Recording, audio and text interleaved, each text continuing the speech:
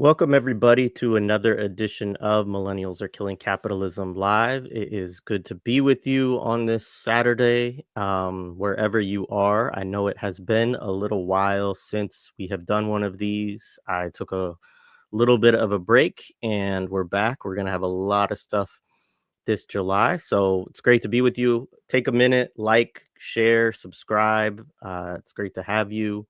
Let me know if my video looks like it's flickering a little bit. I might have to do something with some of these lights.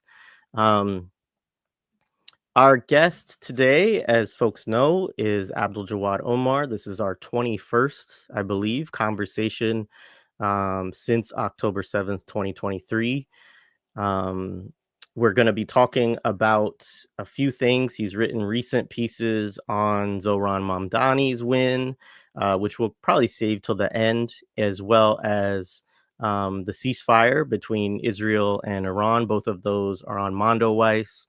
Just shout out to Mondoweiss. They have a current campaign to raise funds, and currently they're doubling, matching money on any contributions to them. So support them, support Palestinian journalism. And then we're going to talk a little bit about Bob Vylan and the chant at Glastonbury, and more importantly, the response to that, which I think is a lot of what we'll be talking about today, is kind of responses. And of course, we're going to start off with talking about the ceasefire, potential ceasefire in Gaza, which I think is one of the more important news developments.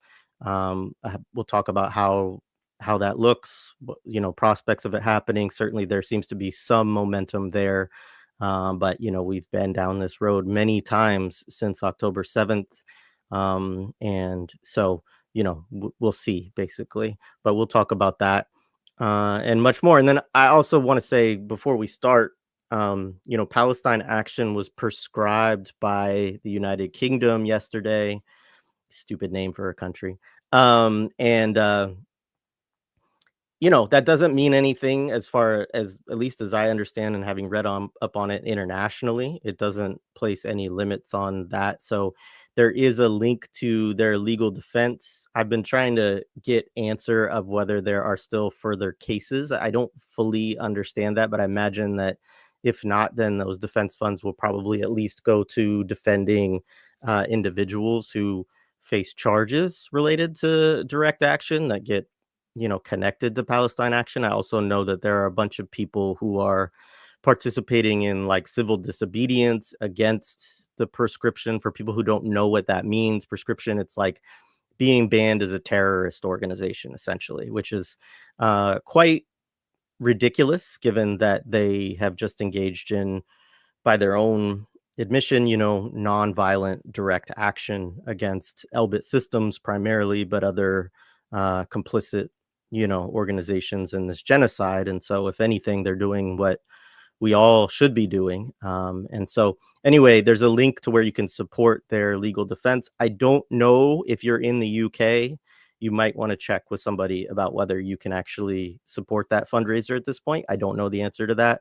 But those of us around the world, I don't think that there is anything that stops us from being able to support it. So having said all that, I'm going to welcome Abdaljawad to the stage.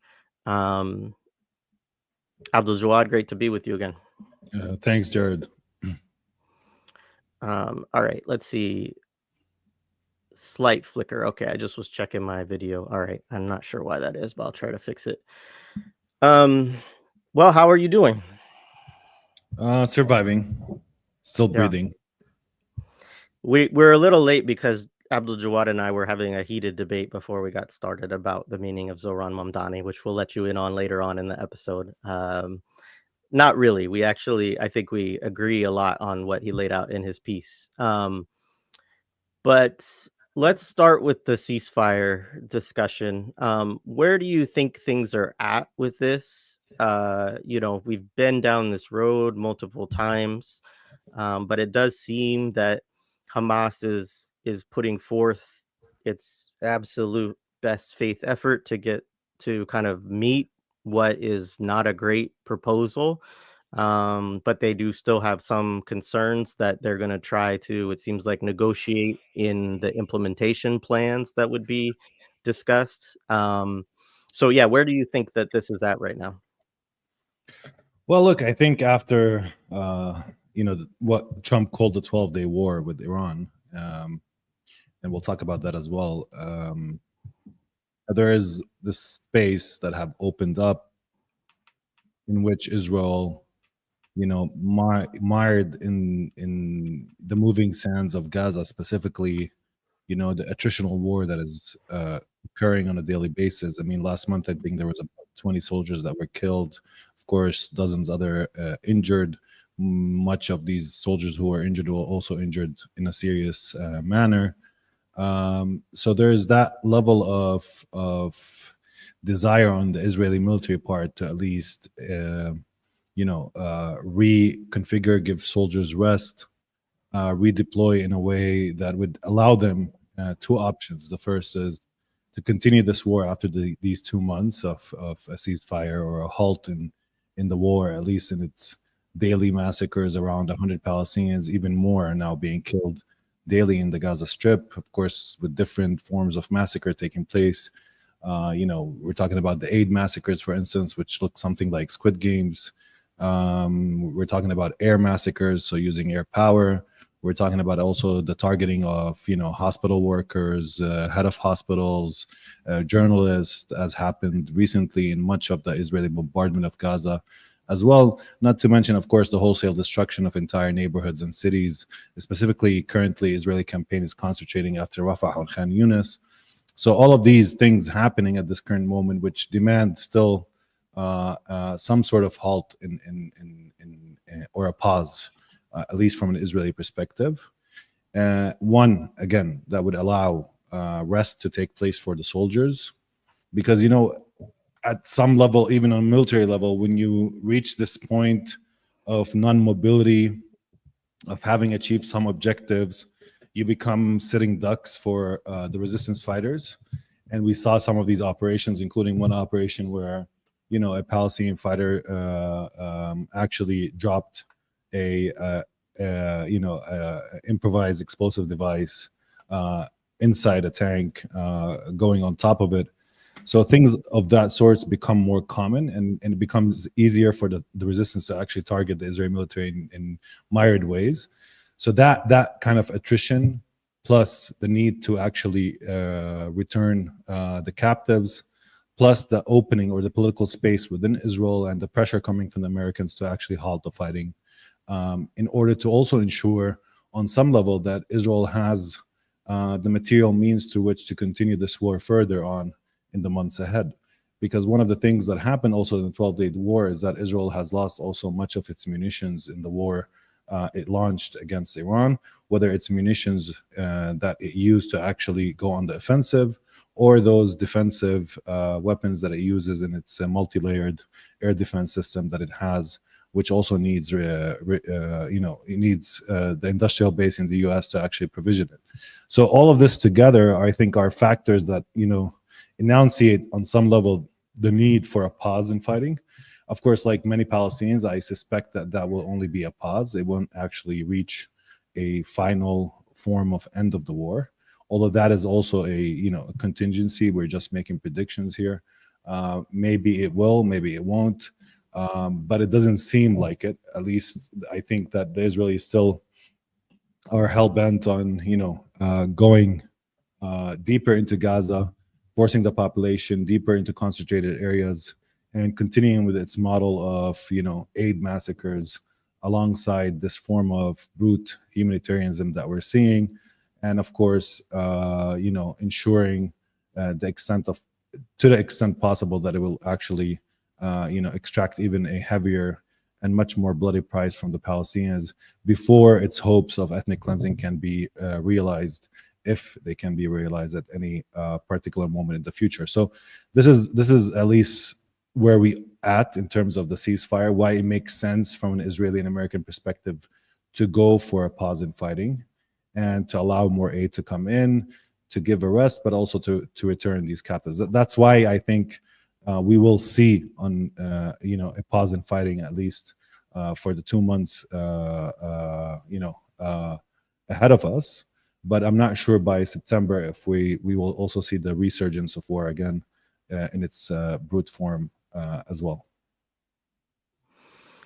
Yeah, so say a little bit more about why you think Hamas has had some pretty clear red lines throughout this that have made it that Israel and the United States have not been willing to meet in terms of full withdrawal and you know these sorts of things, and even still it seems like some of the things that are being negotiated now or that Hamas has said are still issues for them are getting troops to at least withdraw from certain strategic areas within Gaza, Israeli troops that is, and also ensuring that aid opens up beyond the death trap of the Gaza humanitarian, foundation, so-called, that the Zionists and United States and contractors have set up through Switzerland, which it seems like actually is completely unraveling. I mean, I think that's one of the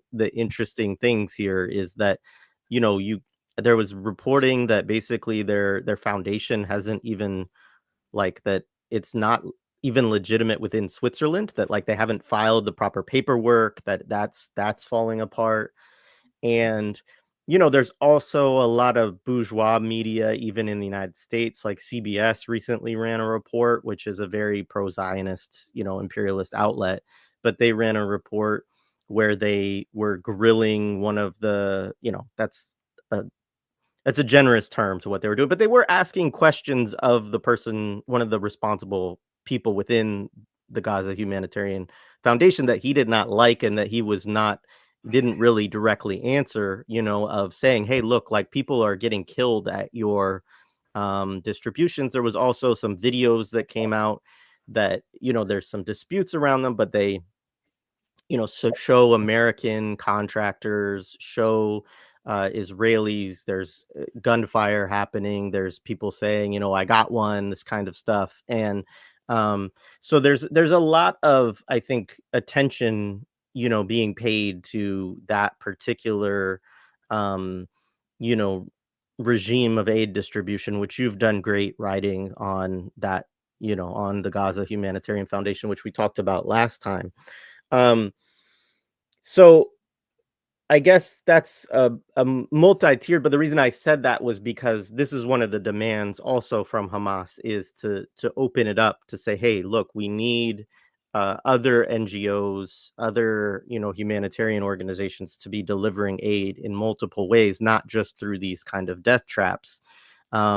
So yeah, what do you read within Hamas right now in terms of their approach to this particular ceasefire negotiation, which they have at least agreed to move forward to this next phase, which is implementation, which I think it should be clear to folks, like it could still fall apart around negotiations around how this gets implemented, because there are distances between the two perspectives, but it's still further along than ceasefire negotiations have gotten since the last ceasefire was broken by Israel.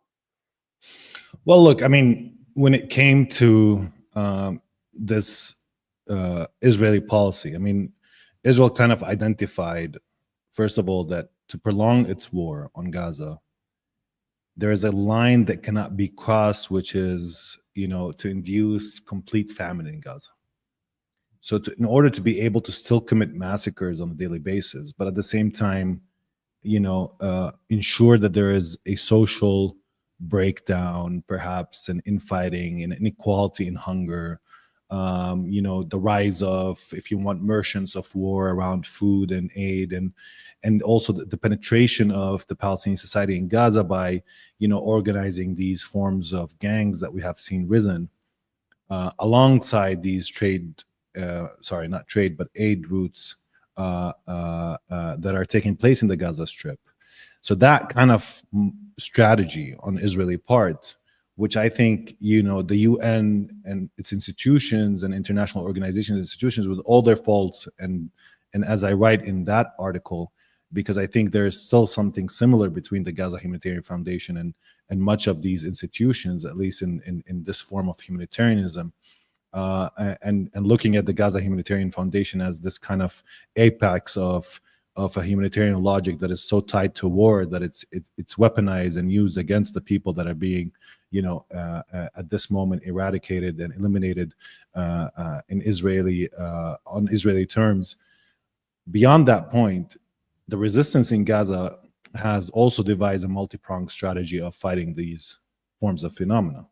Now, that strategy, I mean, we could speak of some of its excesses. Sometimes, the resistance, is capturing people involved in some of the companies that are actually, are involved in the logistics of aid.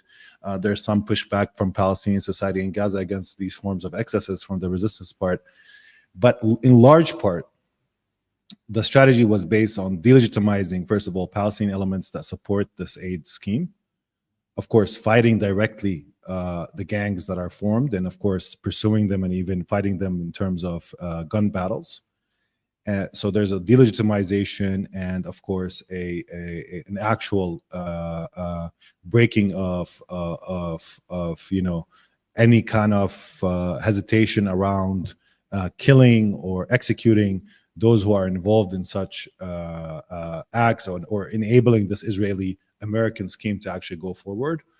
And at the same time, what they're trying to do is also, strengthen some of the other elements within Palestinian society, within its own civil, if you want, society, specifically some of the families, some of the tribes within Gaza, ensuring that not only Hamas and its resistance forces are involved in fighting, but also that, an alliance that binds resistance, families, tribes, alongside the same logic, which is to contain and defend and, of course, defeat this project. To some degree, that element of the resistance strategy and fighting it, and even setting up units that are concerned in securing aid or fighting back against some of the gangs and those involved in enabling this scheme, has been in relative terms successful. But that is how the resistance treated at least this element of the fight. It could not, there were questions around whether, and I think the resistance tried to do that is to try to demand from the people to not go to these aid sites, to not garner any aid distribution from the 4 aid distribution sites that were set up specifically in Rafah, but also in other parts of the Gaza Strip. But I don't think that was necessarily successful. It was successful. Most Palestinians in Gaza don't actually go to these sites, but some, out of desperation, of course, and out of the lack of any other means to actually feed their family, would go, despite the risks, of course, involved, including the massacres of those Palestinian civilians that actually make it. Today, we saw news coming up. I'm not sure what really happened, if it was a mistake, but that 2 aid workers, American retired soldiers, I think, or something along those lines, were injured in one of the aid distribution sites near Khan Yunis. So you're seeing more pushback from the Palestinian resistance against these actions. On the other hand, when we talk about the ceasefire, remember, look, in Gaza today, among Palestinians in Gaza, this is the popular demand. We want an end to the war. It's not only today; it's from the outset of this war. Living within the domain of daily massacres and hunger, and of course, phenomena that I think Palestinians in Gaza are now complaining about. Things like, if you send $100 in Gaza, they would only count as 50. Merchants of war are increasing. People are speaking of some sort of moral, disintegration, of the lack of governance, the lack of security. So there's a lot of these elements that are, making Palestinians in Gaza anxious. And a lot of them are just asking, even if they realize, some of them even realize that this pause in war is not necessarily a total ceasefire that would see the end of the war, but still they want that pause. And on that level, of course, the Palestinian resistance is also responsive to demands on the part of the Palestinian people and population in the Gaza Strip, and would need to take that into account, and will try to ensure, even though they're taking a risk again, that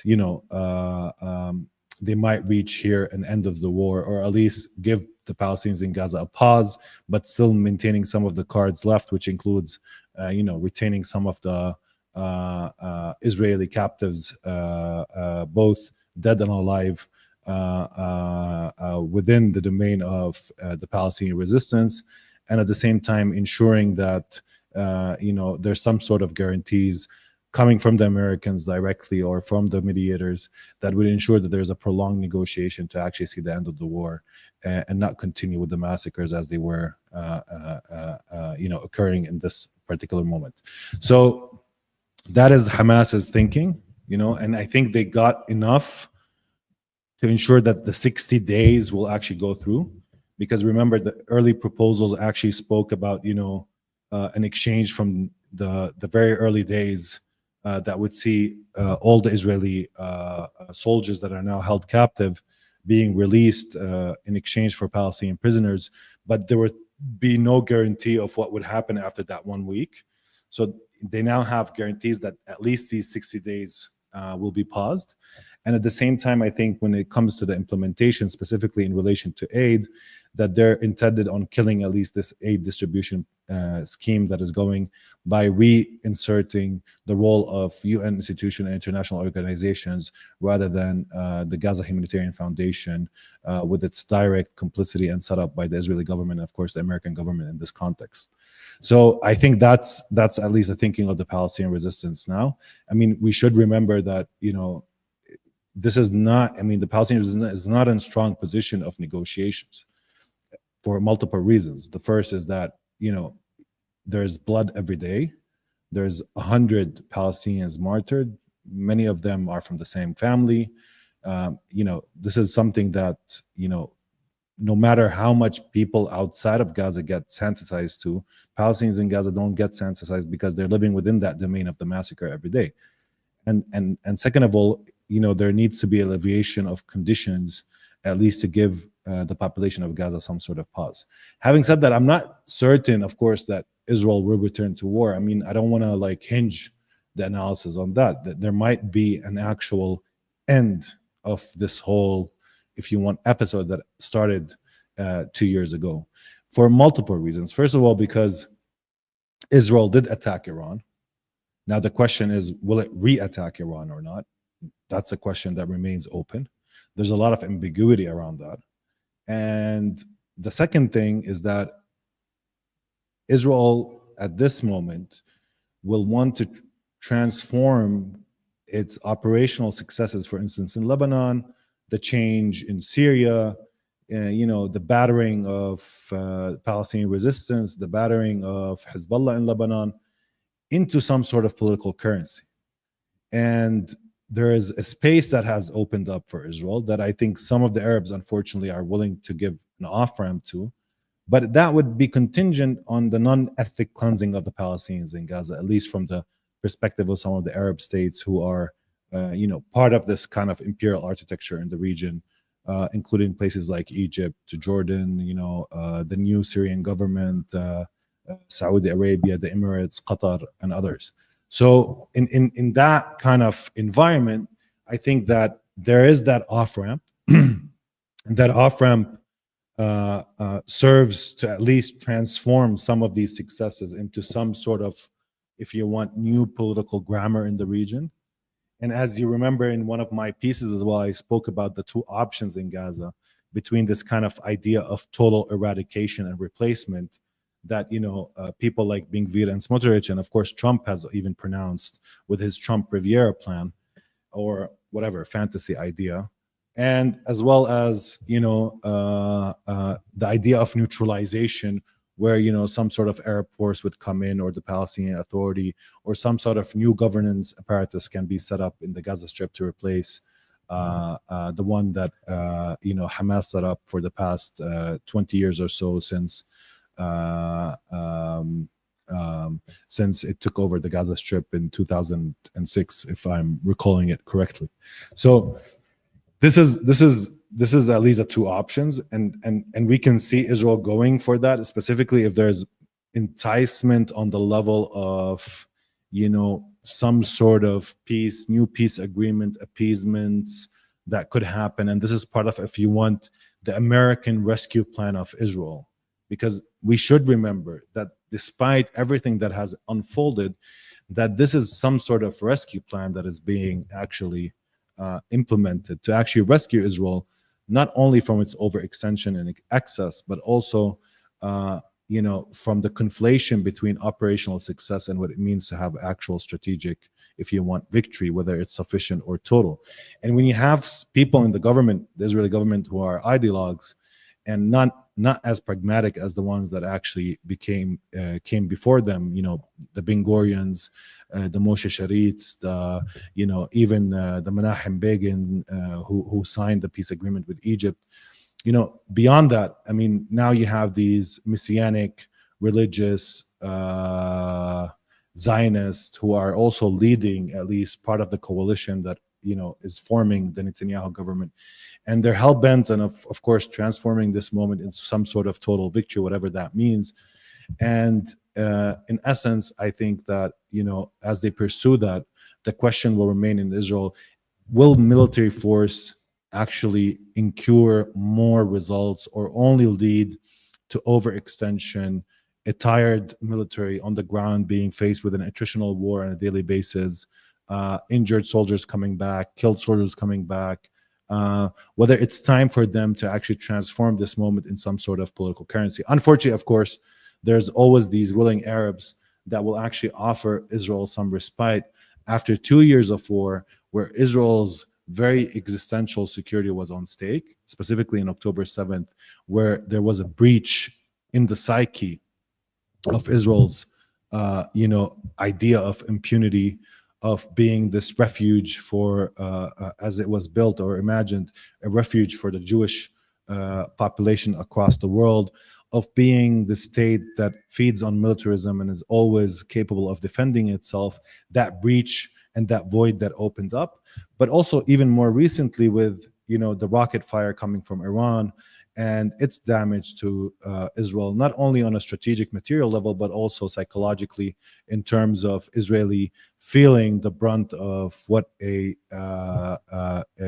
rocket campaign from Iran actually induced in Israeli society, including the destruction of wholesale neighborhoods, some of the institutions. Of course, a lot of the Israeli targets that were actually hit by Iran are kept well under secret. We don't know what really unfolded or occurred. The impression by Israel is that only, of course, civilian targets were hit, if you want to read the story as it shows in public media. But in fact, there's much more targeting that happened within the Iranian campaign. And of course, that kind of existential anxiety that was opened up on October 7th was also reinforced in some way by the rocket fire that Israel faced in the 12-day war, as Trump called it. Yeah, thank you. Thank you for all of that. Yeah, and I guess one of the other questions remains, there's no guarantors in this world anymore. Like, how much was that ever the case? I don't know. But like, there is for Palestinians especially, there is no body, international, or otherwise, other than their own resistance forces that offer some kind of check and balance to what Israel, and the United States, because I think anytime they move, they move together. What they decide to do, right? And I think this is the challenge of whether, if there is a ceasefire this time, whether it holds or whether it develops into a prolonged one, is that it does feel like in many ways, that the that whether it holds and whether it leads to an end has to do with, as you're laying out, like, the appetite of Israelis to continue and to seek to achieve their own, total victory, um, and and the calculus of, are we done with it? Like, have we faced enough pain as well? Because obviously there is a lot of that. I mean, there's been, I know that this doesn't get shared within, the mainstream media, and I assume most people watching this see resistance, videos and things like that as they come through Telegram, or, John Elmer shares them, or things like this. But um I think that most people in the world, especially most people in the United States, if they're not consuming, or if they're not looking for those things, they wouldn't know that, that Israel has had some very difficult losses as well in, all through this war. But I think it's even really starting with the war, with the 12-day war, so called, with Iran. You also saw that, the resistance in Gaza was even escalating its own operations more. Maybe Israel was divided a little bit between different campaigns, or different, their attention was a little bit divided. And it seemed like they also suffered some very difficult losses recently. And I think that's part of the calculus as well, is within the Israeli military, how much appetite is there to continue to do this? For the United States, how long do they want to continue to dump millions and millions and millions of dollars, billions of dollars, into, um, you know, defense systems and weapons and bombs? And so I think that's part of it as well. Would you agree with that? Well, look, I mean, it's always problematic to read Israel in one direction. No, like, even when people make statements like Israel is weak or vulnerable, or, I mean, Israel is a society that has contradictions like any other society, class contradictions, ethnic contradictions, even, within the Jewish population itself, there's also like racial hierarchy between Ashkenazis, Faradim. There's divisions alongside, this kind of religious secular axis as well. There's a lot of contradictions even in terms of how we assess resilience, in the Israeli population, or how to look through and read what Israeli society is and how it acts itself. And, there's always an appetite, at least being pushed, when you have this kind of ideological wing that prioritizes the idea that, hey, we did not triumph over the Palestinians. They're still a problem. They're a headache. They claim this land, and they have millions. There's millions of them living between the river and the sea. And this is the priority for Israel. As much as Palestinian society was shaped by Israel, of course, Palestinians also shaped Israeli society in many ways through this kind of, 100 or so years of fighting and back and forth, and resistance and resilience and sumud, and intifadas and revolts and revolutions, and at the same time Israeli military and counterinsurgency, and the use of and unleashing of Israeli power, and the occupation. Even the character of Israeli society now is one that is suspect, because it's one where not only did we see soldiers going into Gaza in this kind of obscene genocidal appetite, wearing women's lingerie, and destroying campuses and killing people at will, and celebrating it with this kind of, what that means for their own internal coherence later on is something that is also suspect. I think that one of the elements that we saw since October 7th, when we had this breach of this material wall that separates Gaza from what envelopes Gaza, which is these series of settlements that attempt to contain Gaza demographically, and of course have a security function, as well as, I've already iterated, at least in some of our past episodes, there's something that opened up in Israeli society, this idea that, around the uncertainty of what it means to live in the state in the future. And since then, there's this kind of repairing element to what Israel is doing in terms of its operational, military operational successes, even when it comes to how well it was prepared in terms of penetrating in terms of intelligence, whether Iran or Hezbollah, at least on some level, and the ability to inflict pain on the axis of resistance in ways that would perhaps be unforeseen at the outset of the war. But they were prepared. They were prepared with operational plans. Of course, that means that war would have happened at some point, and what we'd have seen unfolded since October 7, we have seen unfold in a different perhaps date or a different moment in history, but it would have unfolded as well. But there's something around Israel's inability to articulate a future that remains problematic, on that front. This is one level of it. The second level of it is that the Iran war, despite Israeli success and despite the narrative that a lot of Israelis are also buying, there's a bit of, I think in Israeli society, there's a bit of arrogance around what they achieved in Iran, specifically because they went up against Iran itself. They penetrated Iran's airspace. They conducted these sophisticated, if you want, or not very sophisticated, intelligence operation and assassinations. And at the same time, they were able to convince the Americans, perhaps that was the plan from the outset, but at least convince the Americans to come in and, of course, use their bunker buster bombs and hit some of the Iranian nuclear sites. But eventually what we saw, is also Israel had to receive some pain. And that pain was also problematic in Israeli society because, that existential anxiety that Israelis speak about now turned to an actual fear because the missiles were hitting.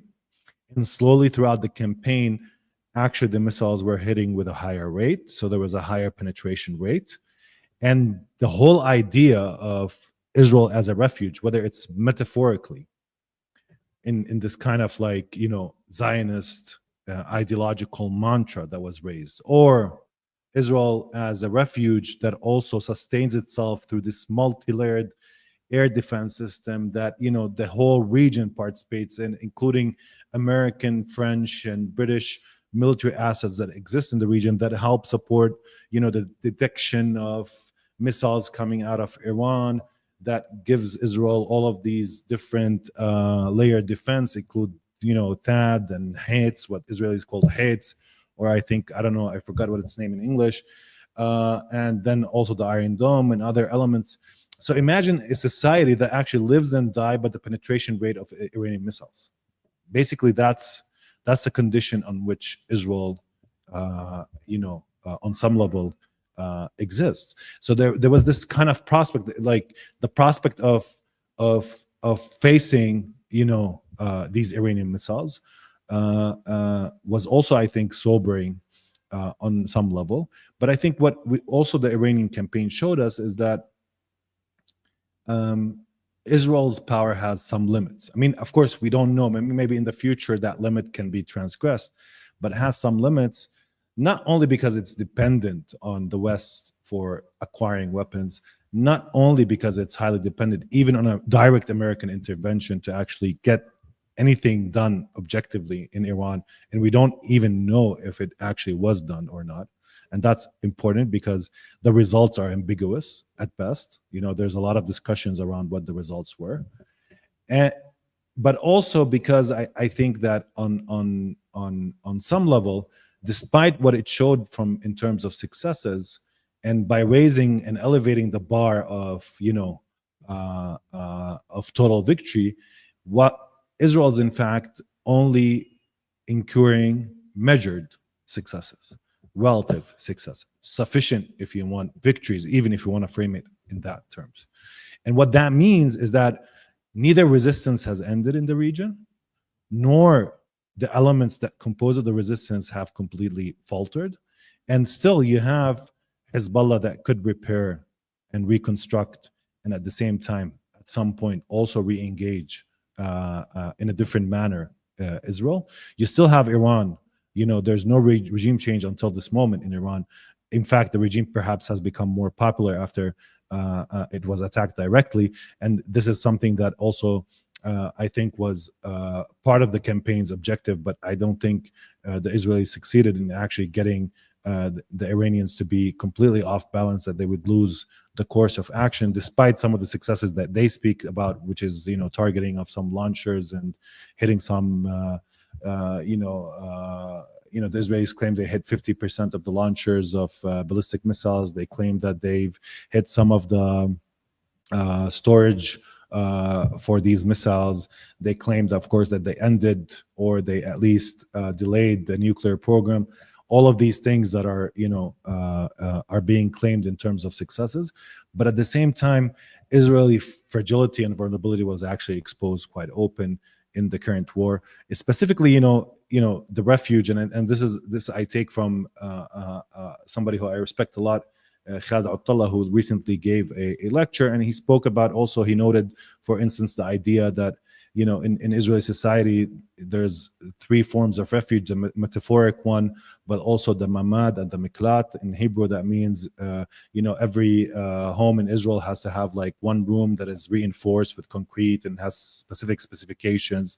But with the Iranian missiles, these in the home, if you want, rooms that are reinforced were also destroyed by the Iranian missiles, so they didn't actually protect.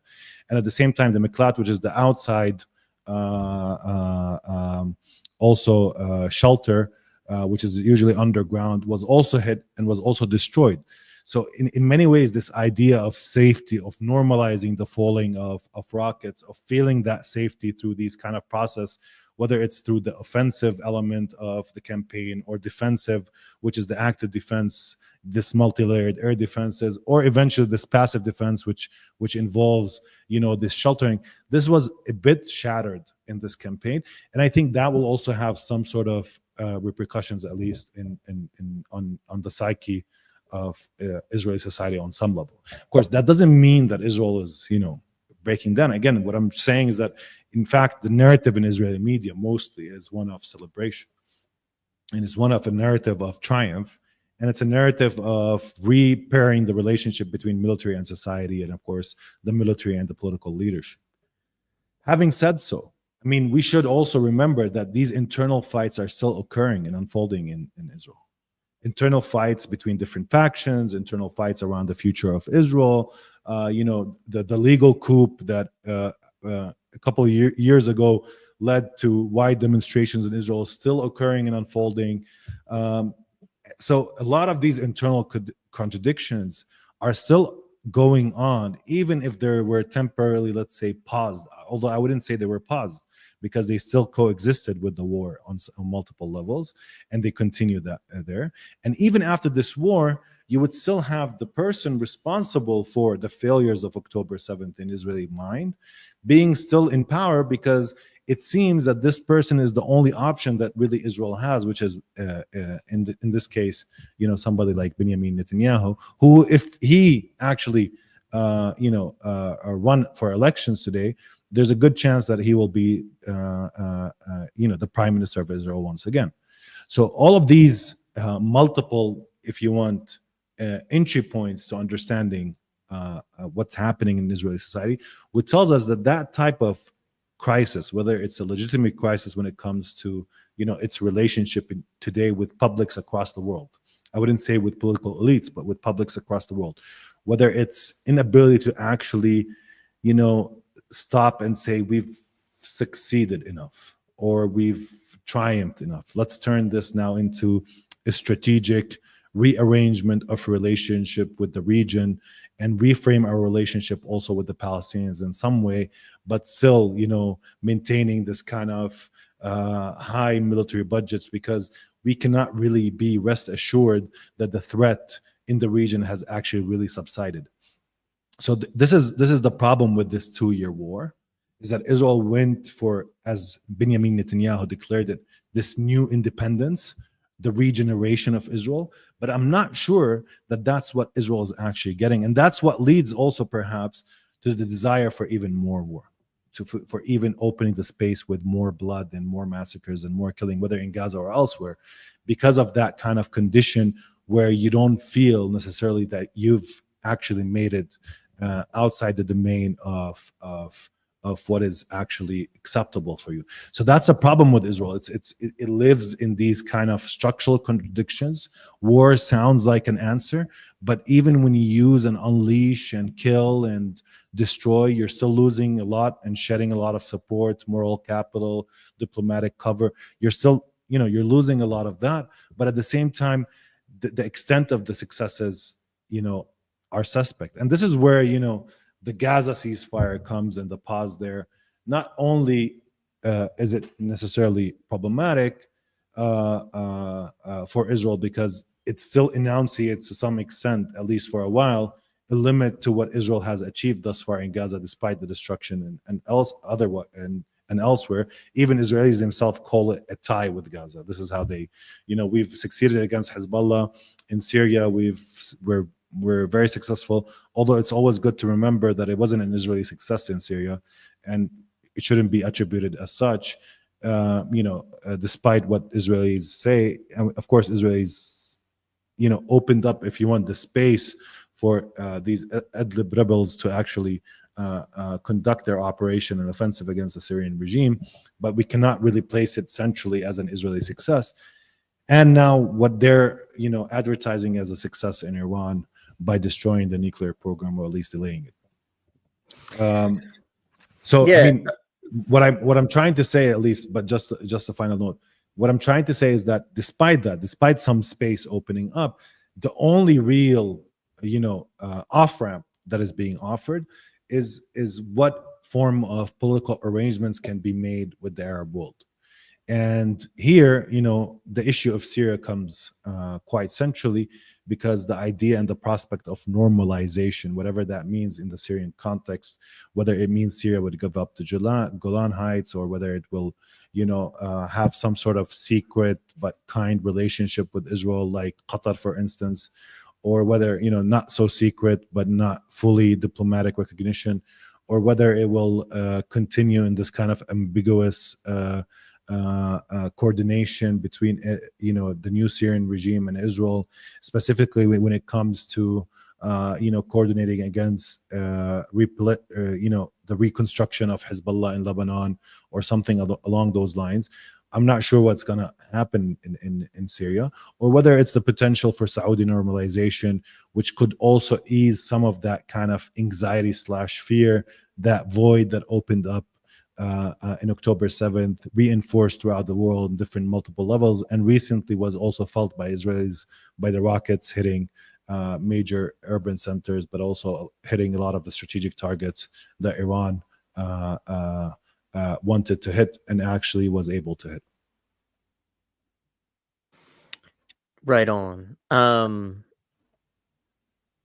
No, I don't think Israel has the right to be the fascist, genocidal, growing monster on our planet. I would think if people have been watching this channel, they would understand that by now. All right, so you said a lot there. I mean, I think I just wanted to reflect a little bit, because we haven't done a live since actually our last one, which I think was June 16th, and obviously a lot has happened since then.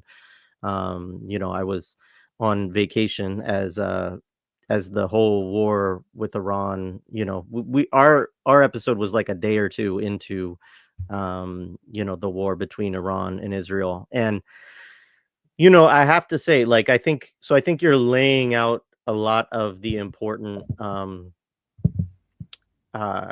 contradictions and the questions, because I think that one of the things that's interesting to me is that once you see a narrative of success being propagated, right, you do create the ideological space for an off-ramp to the war, essentially, right? And so I found the United States involvement in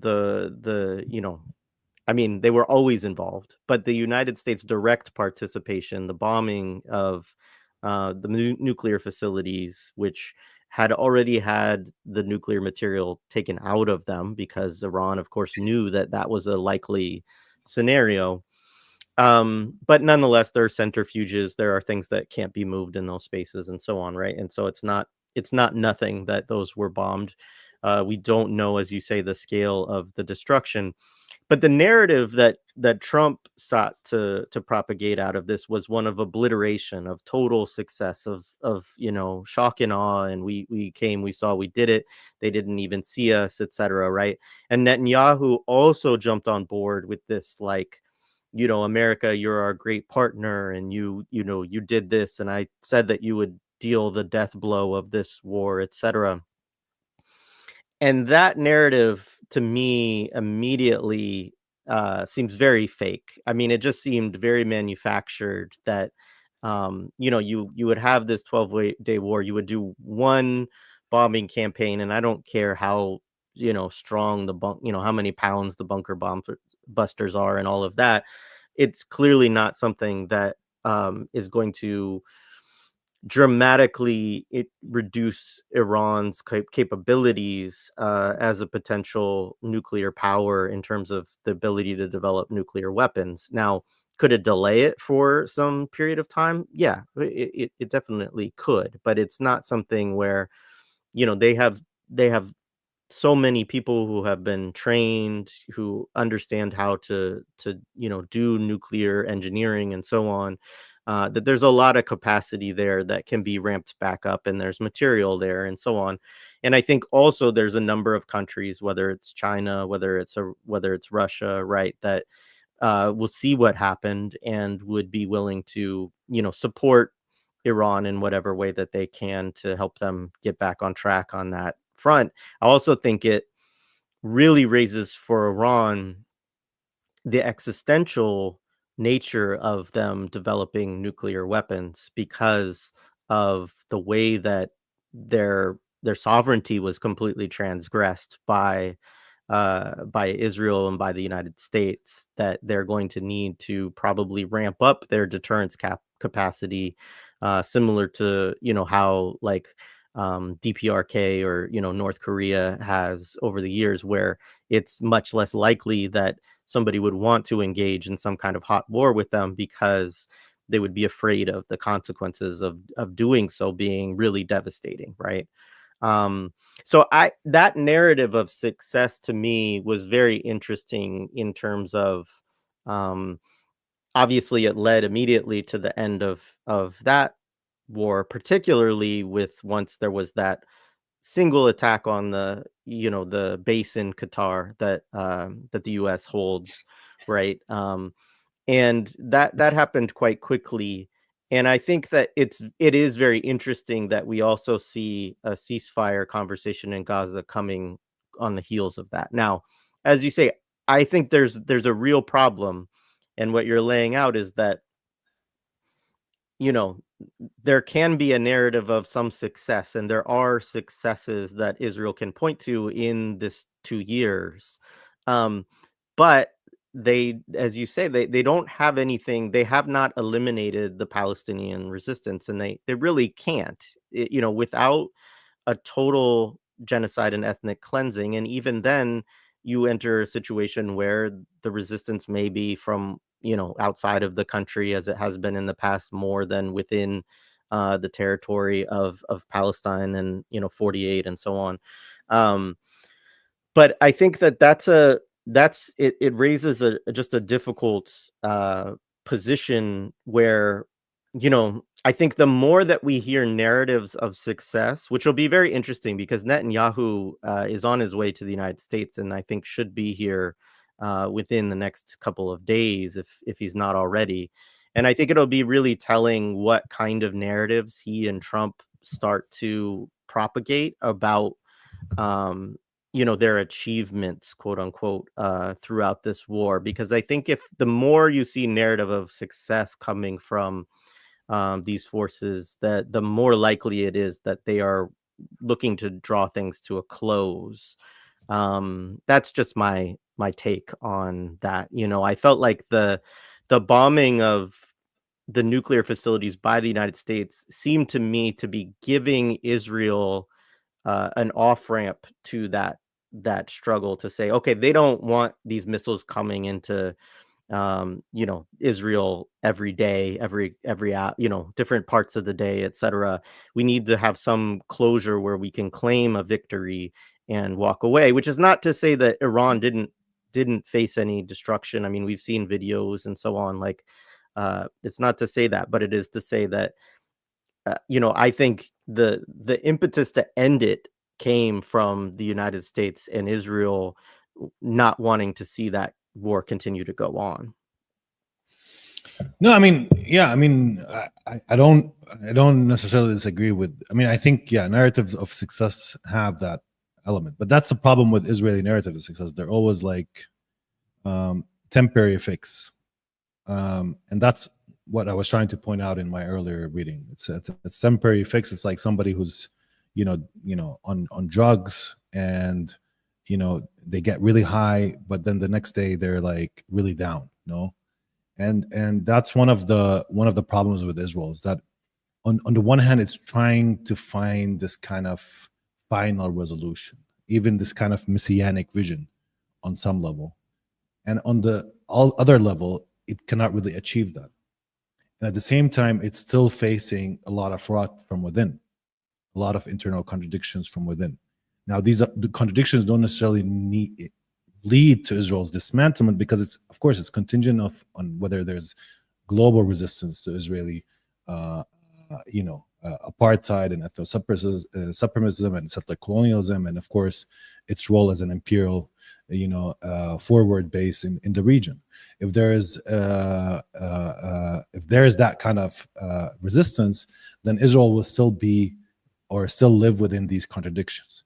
They will lead to problems in its budget and its finances, problems in the distribution of wealth, problems in the social makeup of Israel. I mean, imagine if Iran now gets a nuclear bomb, for instance. If it moves towards a nuclear bomb, we don't know what Iran will do. Of course, its nuclear program just became more ambiguous. It just left the International Atomic Agency, and it's accusing the International Atomic Agency of being complicit in the current campaign against it. And now the Iranian nuclear program, basically, whether its infrastructure in these known sites was destroyed or not, to what extent there was damage or not, to what extent it could preserve or actually create a weapons program. But imagine if Israel, after this war, comes out with a nuclear Iran, with a nuclear bomb. The problem is not that Iran uses that bomb or not, but imagine if you're an Israeli living in Israel and you know that Iran has a bomb. To what extent do you still want to actually live within the domain and threat of a nuclear bomb that might, as your politicians have claimed for years, if Iran gets a nuclear bomb, it seeks to erase Israel, which is not necessarily true. I don't think that Iran also has on its part a suicidal wish of going on a nuclear exchange. But that very idea, that very prospect of living within the domain of the Iranian bomb is problematic for Israeli society. Could easily even reinforce the fractures and the willingness of many Israelis to at least remain within the domain of Israel and continue to support this form of militaristic state on which it lives by the sword, and perhaps will also die by the sword. So that type of orientation, if you want, that is very foundational, at least to the problems that will actually face Israeli society as this war closes down, or in many ways continues. Is that despite what it did in terms of hurting, assassinating Nasrallah, assassinating the leadership, part of the leadership of Hezbollah, military at least leadership, conducting the pager attacks, assassinating the leadership in Iran, military leadership specifically, and whether it will say to itself, look, we can still have some more operational success because we still haven't played all the cards that we have in our hands, and we should still go on in this war and conduct more operations, try to garner more opening, more space, kill more, force the Palestinians outside of Gaza, force the Palestinians outside of the West Bank. That kind of desire to continue as a form to solve this kind of element of saturation in selling successes, but at the same time still hovering around you the fact that you cannot really feel a sense of existential security as you desired coming out of this war. And this is because Israelis don't want to learn from, from the fact that if you want to actually live in security in the region, you will have to reckon with your historical crimes, that you will have to reckon with what you have committed against the Palestinian people and against the people of the region. And you have to start to actually orient yourselves toward another politics. But because you don't want to learn this lesson, and because you're not forced to learn this lesson by those who support you, because your role in the region is to actually continue with war and massacres and bloodshed and division, then I think that Israelis are going into this kind of, recursive cycle of feeling that violence will actually rescue them, when violence will only beget even more violence, or at least will be met with a continuous capacity to resist within the region and within Palestine itself. Right on. I want to shift in a few minutes to that question of not learning lessons, because I think that's a good space to go in terms of talking about some of the different things that are going on within the imperial core. I know you've written about Mamdani's primary victory, which I want to get to in a little bit. And you have not yet, maybe you will, maybe you won't, write about Bob Vylan and Palestine Action, regarding this, the latest campaigns against them. But I do want to get to those in a minute. But before we do, Francis asked some questions which are related to something I did want to take some time for you to talk about, because it's not being covered as much and it is really important, which is kind of like what is going on with the West Bank right now. It seems like things are quite bad there in many ways. Francis's questions was specifically, are there any changes regarding the people and the Palestinian Authority in the West Bank? Related to that, when Hamas says they are consulting with other Palestinian factions, I want to know if inside and outside it is recognized that the beating heart of Palestinian politics is situated in Gaza. And finally, once again, we see again inside and outside and other scalar sources of tension that have to do with political field and conditions. Can Abdaljawad comment on that? So, Francis's question may be a little bit different than mine, which is just to sort of talk about what's going on in the West Bank, but maybe those are quite related as well. So yeah, take your time to respond. In the West Bank, I think there's nothing really new, except for the intensification what already exists. We've talked about before the killing of camps in the north of the West Bank. Israel is using the space that has opened up to exact a heavy price from the Jenin refugee camp, Nur Shams, Tul Karim camp, destroying them systematically, destroying some of the neighborhoods, displacing a lot of people. But of course, what we're seeing now, currently happening in the West Bank is intensification of Israeli militias that roam around and attack villages in many areas, but specifically actually in of course in the Ramallah area. And much of the campaign of ethnic cleansing vis-a-vis Palestinian Bedouin communities in what is called Area C or in Masafa Yatta or in other places. But thus far, I don't think the condition in the West Bank has changed drastically, with some economic pain, of course, being felt more broadly by the Palestinian people in the West Bank now, with also Israeli banks refusing to receive the Israeli cash. We use here in the West Bank and of course in Gaza, Israeli money, which is the Israeli shekel or the new Israeli shekel, and of course the banks in Israel are refusing to receive it. Based on the orders of Minister of Finance Bezalel Smotrich as part of his campaign to also weaken our economy, but also to force Palestinians into a more surveilled exchange of money by making all exchanges become electronic rather than cash-based.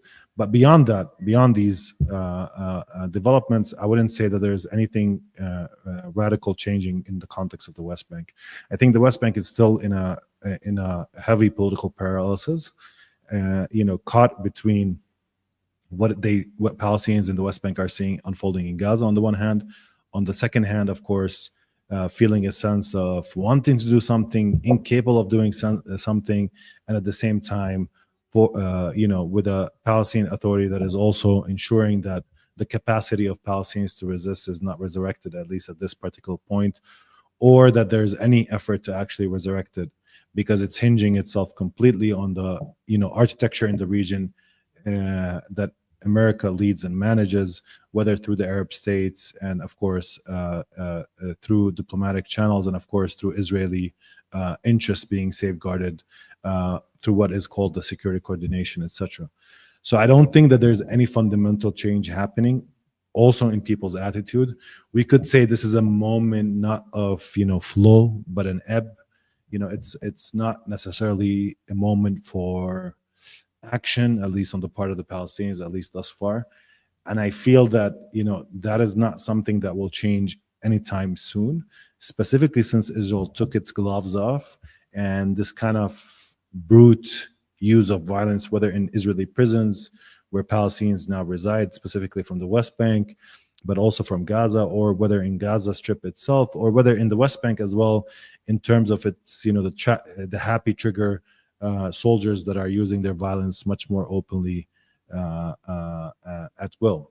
So at this current moment, while Palestinians have a lot of distaste towards the Palestinian Authority, it's this paradoxical relationship with it, is that at the same time, the hope, at least secretly among many Palestinians here in the West Bank, is that Palestinian Authority itself will at least mitigate any form of violence and disaster happening in the way that it happened in the Gaza Strip, specifically because there's no organized also resistance or a decision to resist by those who control or govern the Palestinians in the West Bank in the form of the Palestinian Authority. That's when it comes to the Palestinians. The second element, I don't think that the division today is inside, outside, or who's the center of Palestinian politics. Of course, Gaza is.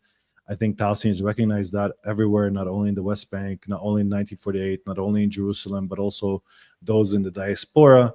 But I think more broadly, I think the question that is hovering around the Palestinian political field is whether we can still say that we're one people, based on this kind of disconnect between having one part of Palestine facing this kind of violence in its intense form, this genocidal violence that Israel unleashed on the Gaza Strip, while other parts of Palestine that were colonially divided, having hard time to actually come up with an answer to what is to be done at this current moment, politically or otherwise. So that is what is hovering around, in the political field, this feeling of, I wouldn't call it survival guilt, but a feeling of a sense of disappointment on the part of people in Gaza vis-a-vis Palestinians in the West Bank, the feeling of a unity of people, something like what happened in the Unity Intifada in the 2021 that didn't really unfold in this current moment, for maybe understandable reasons, but at least that is not how the picture looks, feeling that the pain is directed against one geography more than other geographies, although there's much pain also here.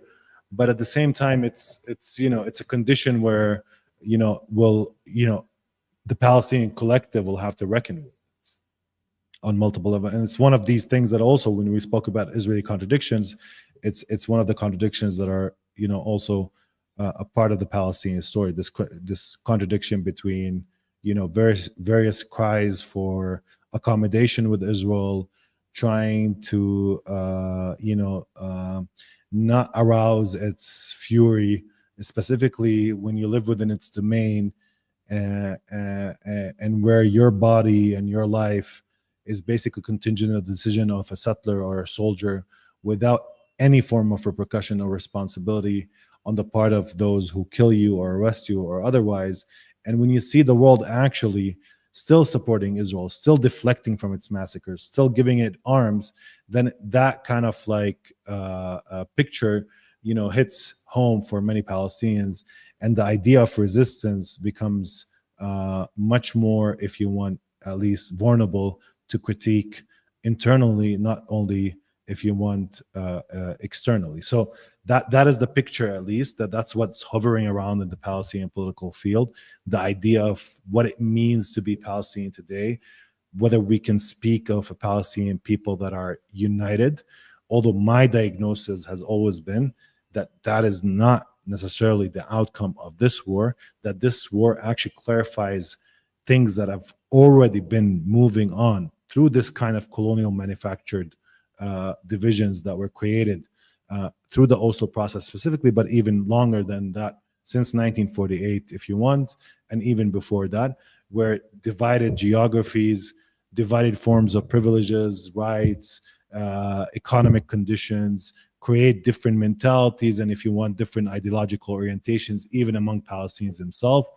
Some feel more secure, others feel more vulnerable. In this context, it wasn't surprising that the most excluded part of the Palestinian people, the one in the Gaza Strip, besieged from its outside, and of course, going through these cyclical wars where air force was used primarily, and air power and firepower more broadly was used against the bodies of the Palestinians in Gaza, would be the one to actually create this moment of breach, because it has an organized resistance. And I kind of outlaid that before, but I think in this current context, that's what hovers, and that's what also scares a lot of Palestinians like me, who look at this moment as one where we can point to some success, of course, as well on the Palestinian cause, specifically the drastic change, if you want, in people's attitudes towards Palestine, the resurgence of Palestine in people's imagination as a site also for the liberation and the potential for liberation, not only of Palestinians, but also of people elsewhere. The breach in Israeli psyche that occurred on October 7th, the vulnerability to which Israel was under throughout this also 2 years, the continuous resistance in the Gaza Strip, despite much of the hardship. We're talking about a secluded, besieged strip of land with no strategic depth that has been able to conduct one of the most daring attritional form of warfare for 2 years against a military that has made it clear that it will not have any distinction between civilian or militant, and that will continuously bombard people. And despite some of the infiltrations that the Israelis have had, still being able to safeguard the society in Gaza and not have an open rebellion against the resistance, which is all part of, if you want, of minimal successes that you can point to in terms of the Palestinian cause. But there's that question that hovers around, that it's one of the questions, or one of the dark matters, if you want, of Palestinian life today, where people talk about it, but they don't want to confront it or reckon with it, which is what it means when, one part of Palestine is going through this kind of intense agony.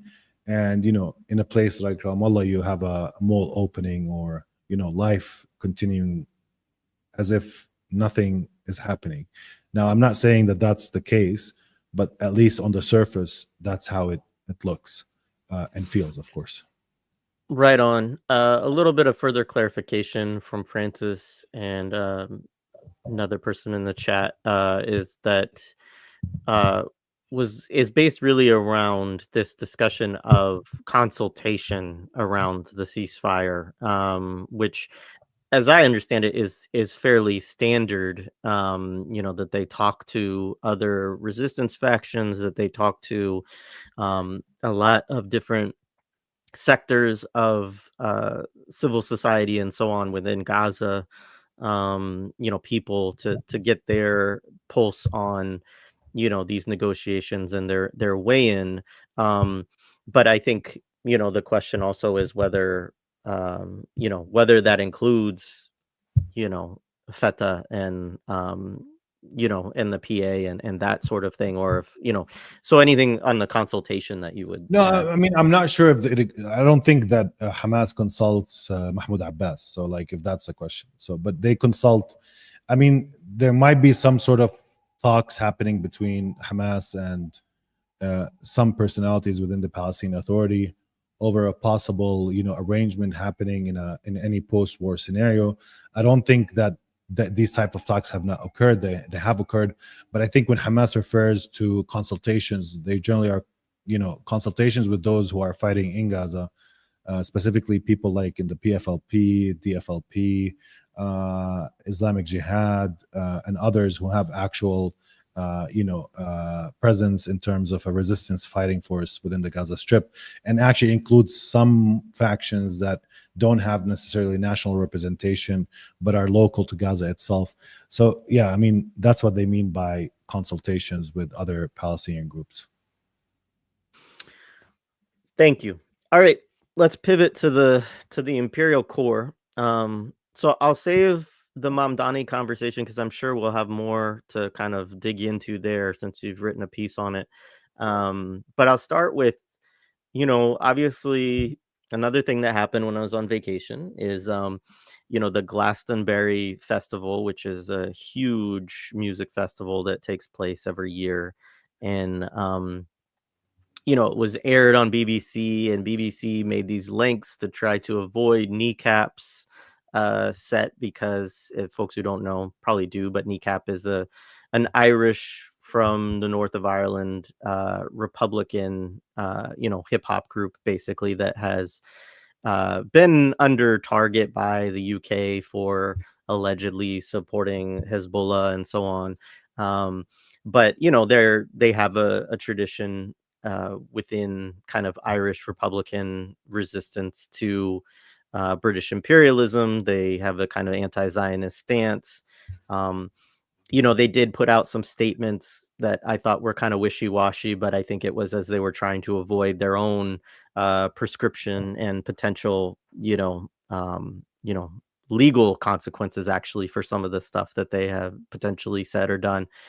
And so they wanted to avoid them because they were afraid that they would do a bunch of pro-Palestinian, chants and things like this. And they ended up putting on this kind of punk, reggae punk duo, Bob Vylan.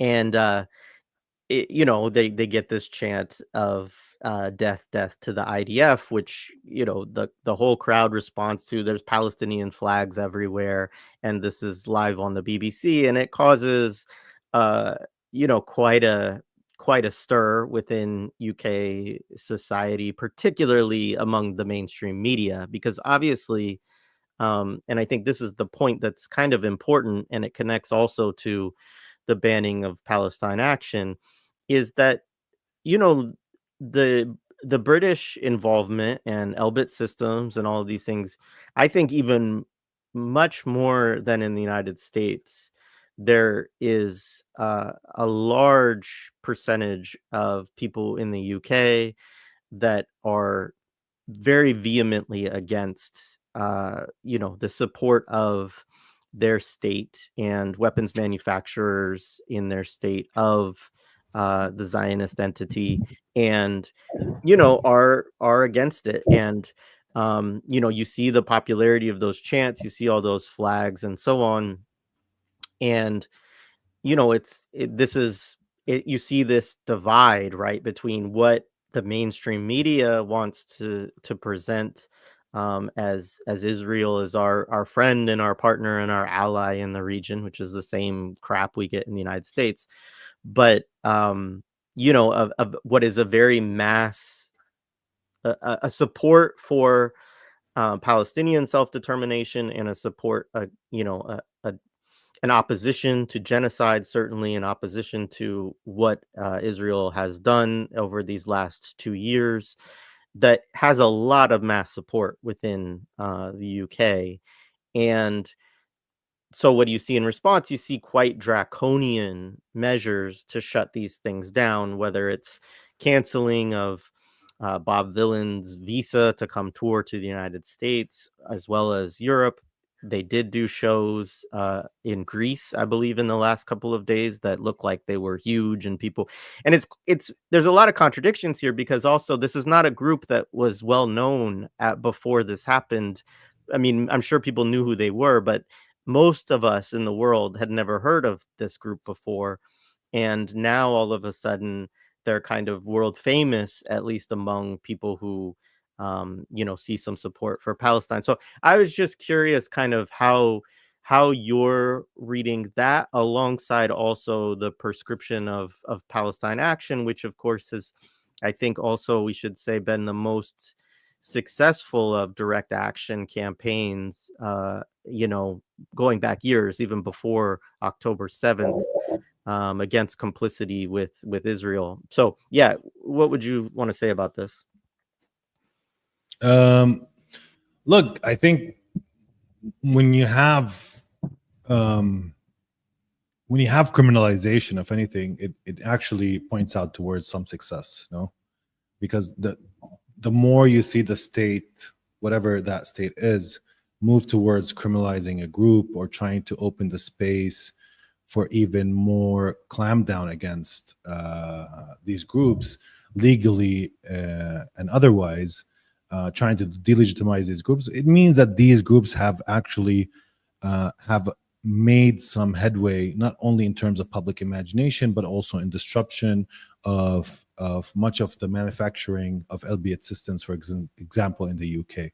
So it's not surprising that the British military slash political elites slash also the Israel lobby, and of course the historical involvement of the UK in also enabling and setting up Israel, including the Israeli army. And I mean, paradoxically, there's a lot of historical resonances here. I mean, many of the early officers in the United Kingdom, people like Wingate and others, they're the ones that actually taught the first Israeli units of how to actually go into a village and kidnap and kill and maim and use these kind of like the night squads that existed pre-1948. So that long history of British bloody involvement, even placing the seeds for the rise of what we now call the Israeli Defense Forces, is part and parcel of that kind of long institutional memory that the UK have, and of course its current complicity and involvement directly in operations in the Gaza Strip and across the region in support of Israel. And we see that as some sort of consensus even between the Labour and the Conservatives within the British establishment. So it's not surprising when you have a Palestine Action group that also has a lot of backing from within British society, that also can galvanize a lot of support and mobilization within British society, that you would see the state, trying to devise new techniques, whether legal or otherwise, to actually, criminalize these groups and try to clamp down and contain them and of course, defeat their spirit. Of course, there's always a problem of excess when it comes to the, states taking that type of position, and to what extent that they will implement, whatever legal direction that gives them. For instance, what I heard in the case of Palestine Action, that just supporting that group or stating that you support that group, could end up landing in prison for 14 years, for instance, something along those lines. So, I mean, that is also part of, I think, a wider campaign on the part of the UK establishment or the British establishment to also attack not only Palestine Action as a group that actually conducts direct actions of sabotage against, the British military and some of the industrial infrastructure around armament that actually end up going to Israel, but also I think it's an attack against the Palestine movement that is rising and of course increasing in terms of its ability to capture the imagination of the British public more broadly.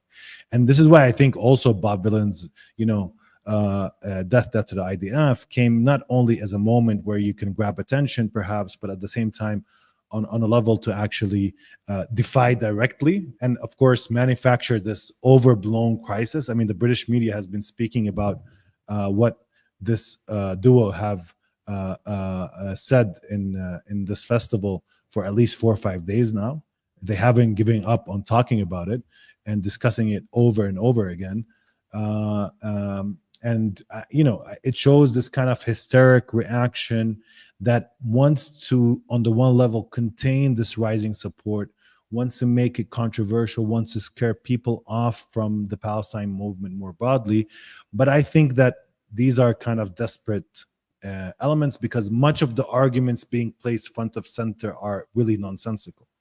and they're nonsensical in many ways. They don't actually really, you know, they don't have any kind of, if you want, convincing force, because they defy any form of common sense, at least when people are hearing, you know, for instance, the Minister of Culture, I think, in the UK, saying that when you say death to the IDF, you're saying death to all Jews, you know, for instance, you know, conflating the IDF with Jewish people across the world, but not only with Jewish people, but also with all Israelis, actually making the argument that a lot of the Palestinian resistance group have made throughout the years, that Israeli society, because it's a conscription based army, because of the relationship between civilian sectors and military sectors are so neatly connected, and because much of Israeli society actually ends up serving in the military, that this idea of civilian army distinction,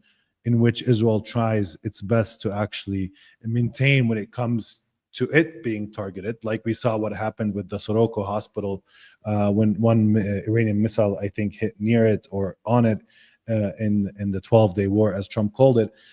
You know, a lot of the Israeli politicians came out and started speaking of, how hospitals are targeted, despite the fact they were also targeting hospitals in Iran, but also destroyed the entire healthcare system, including the assassination of one of the heads of the hospitals in Gaza 2 or 3 days ago as well. So, I mean, these type of distinction, I mean, she was actually making the argument that, you know, much of the Palestinians have made throughout the years, that this civilian army distinction in Israel is problematic, to say the least, and needs to be looked with a skeptical view, because of the conscription model, because Israeli economy is so entrenched within the military economy, because of, Israeli bases are so well are very embedded within the civilian infrastructure within Israel itself, because and they were making that argument, but making it as a defensive argument, in a way that, you know, calling for the death of the IDF metaphorically or materially. I don't know what the intention of the singers were, was, you know, in any way was actually a call for some sort of genocide against the entire Israeli population, but not only the Israeli population, also the Jews across the world, which I think is an anti-Semitic trope in of itself, a form of mutilated anti-Semitism, of course. So this is the nonsense that comes out of these moments. You know, when somebody speaks something, and then you have all these hysteric, nonsensical responses to it, an excessive treatment by the media, an excessive controversy that everybody needs to state some opinion on and take a position on. And I think, to some extent, this is a manufactured crisis. It's one that tries to instill fear across, this rising sentiment. And I don't think it's a rising sentiment only within pro-Palestinian groups that are leading some sort of movement, but a larger and wider audience of younger, more attuned people who are watching the social media, who are looking at what's happening in Gaza, who are seeing in their eyes, for instance, how Israeli soldiers are killing people when they're trying to get aid, for instance. And at the same time, they're told, if you criticize that, or if you say something against that, or if you call for the death of the military machine that actually enables that and unfolds this form of unleashment and violence, that you're in some way controversial, you're anti-Semitic. But it doesn't matter. For that type of manufactured crisis, you want to go hysteric, you want to create the controversy to attempt at least to break down that rising support and make people more timid in their criticisms, etc. At least that's the orientation. But I think this is only momentary, and this is, I think, something that will backfire, because I think it touches upon what I say in my article on Mamdani, that part of what is being lost at this current moment is a displacement of Israel's central position in the political imagination, for instance, in the US. But at the same time, what we're seeing is this excessive machine that wants to articulate everything in terms of anti-Semitism, that the more it becomes, the more it runs, the more excessive it becomes, it actually breaks down because of its own excess, not in spite of it, because it doesn't choose strategically its battles. It goes all in. For instance, let's take, Bob Vylan's mantra of death to the IDF. It actually made, for instance, free Palestine, or from the river to the sea, Palestine will be free, less controversial. So now you're pushing the yard, you're making controversy over something, but still, the controversy over other mantras have actually been lessened. Nobody's mentioning, for instance, the Free Palestine mantra as part of that, as part of that backlash. So the more the establishment becomes hysteric, the more it's excessive. I think the more, at least in the medium run, it will lose this fight, and it actually will lose it because people get tired and sick and disgusted by being told to unsee what they saw, to not realize what they realize, to belie their own eyes and truth that are rising, and being told repeatedly that doesn't matter, you need to cover up ideologically because we need to maintain support for Israel for whatever fantasy or strategic reasons that we have. 100%. I totally agree. And I think that, yeah, I mean, this is the point I think that you make in the Mamdani piece that I really agree with.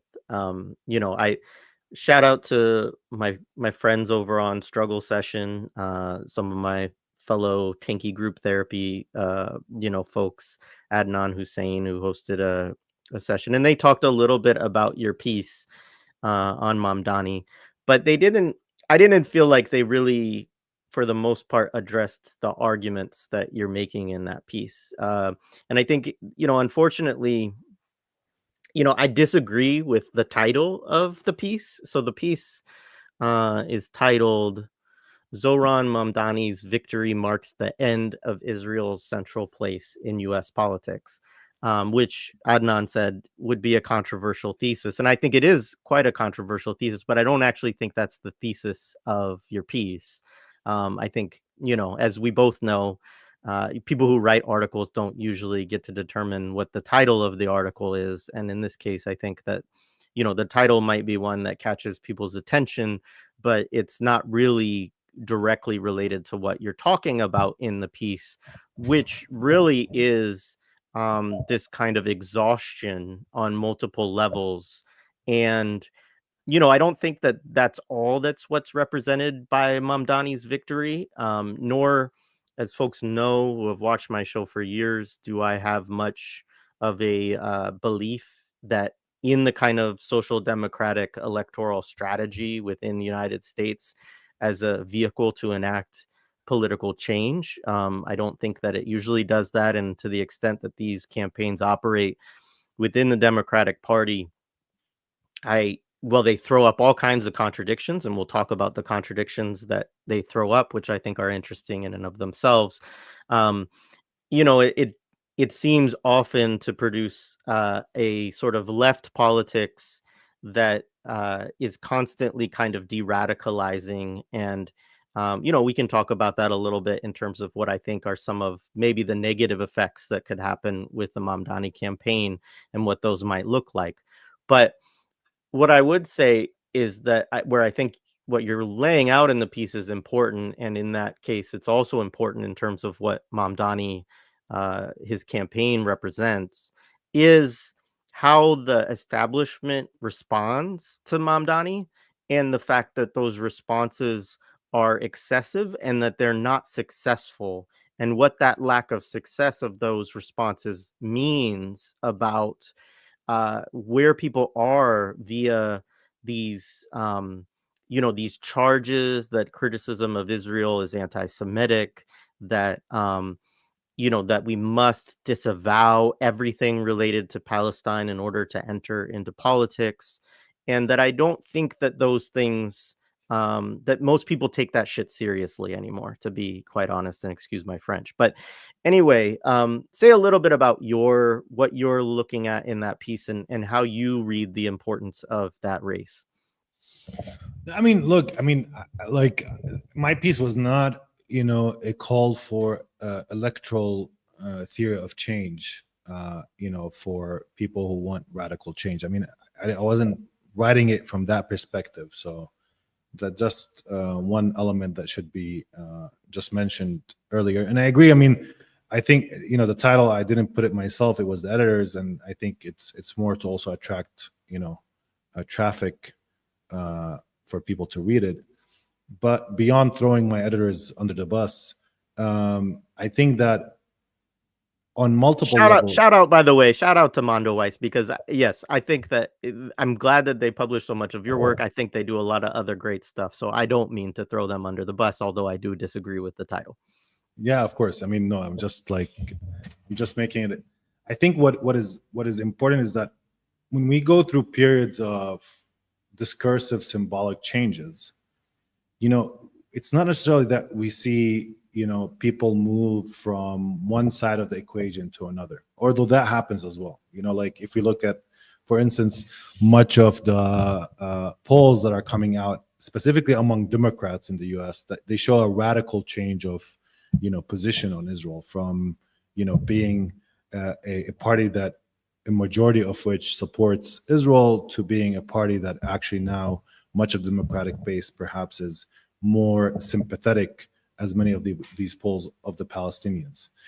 But I think the first question comes to mind: would have Zohran Mamdani's campaign, specifically this person who has a history of pro-Palestinian, setting up a SJP, working in the pro-Palestinian movement, would have this person been able to actually advance a campaign in New York City if it weren't for the past 2 years of, much more awareness of what happens in Palestine, of people being engaged in conversation, debates, of witnessing the bombardment and genocide that is happening in the Gaza Strip?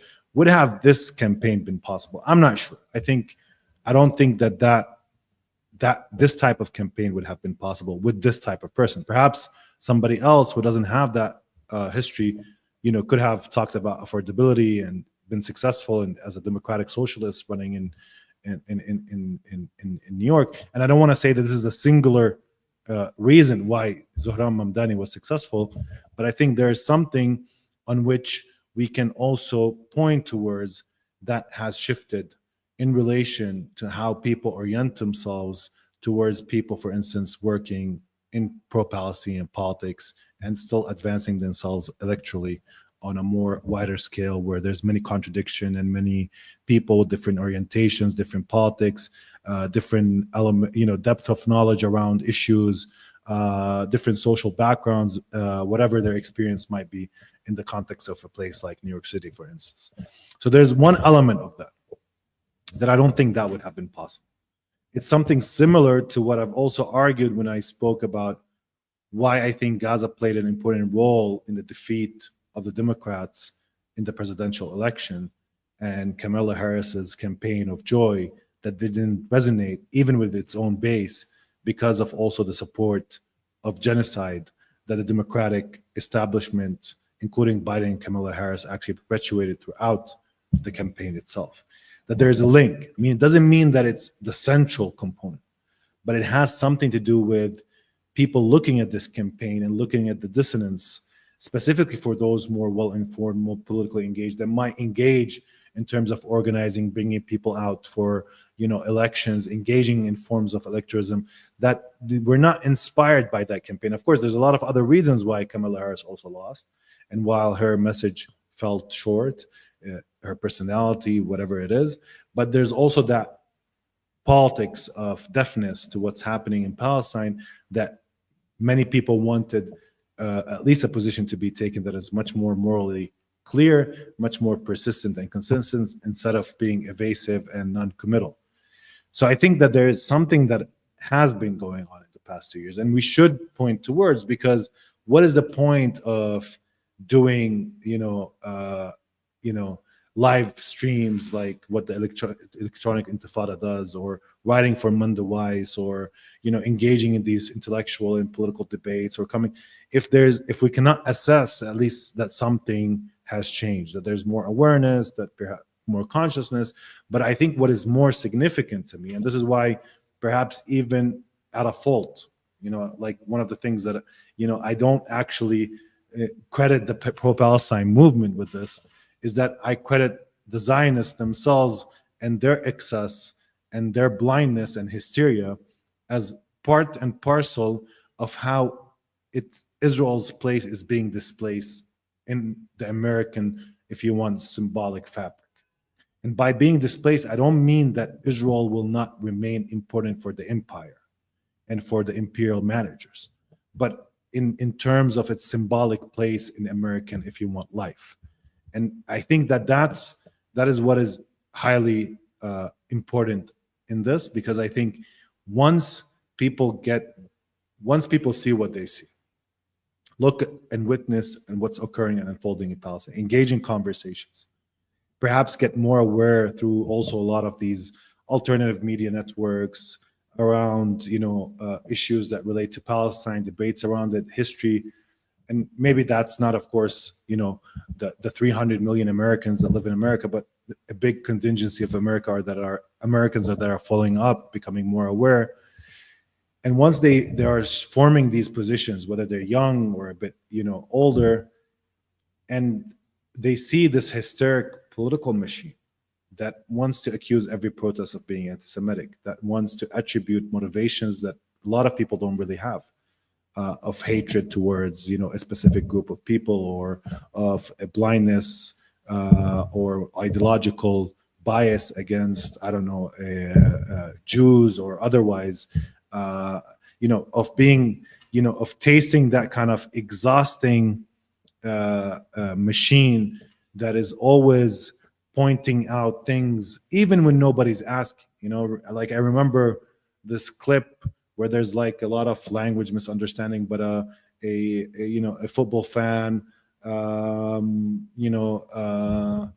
talking about a game that happened between the Israeli national team and Mali, and he was saying Israel played well, and then these Israeli couple come and interfere and say Israel, and at some point the guy gets kind of provoked because I was just saying something very neutral about the football game, and at one point he starts just to scream free Palestine. There's something, I mean, this is very incidental, but there's something about that type of dynamic that is also happening at this current moment.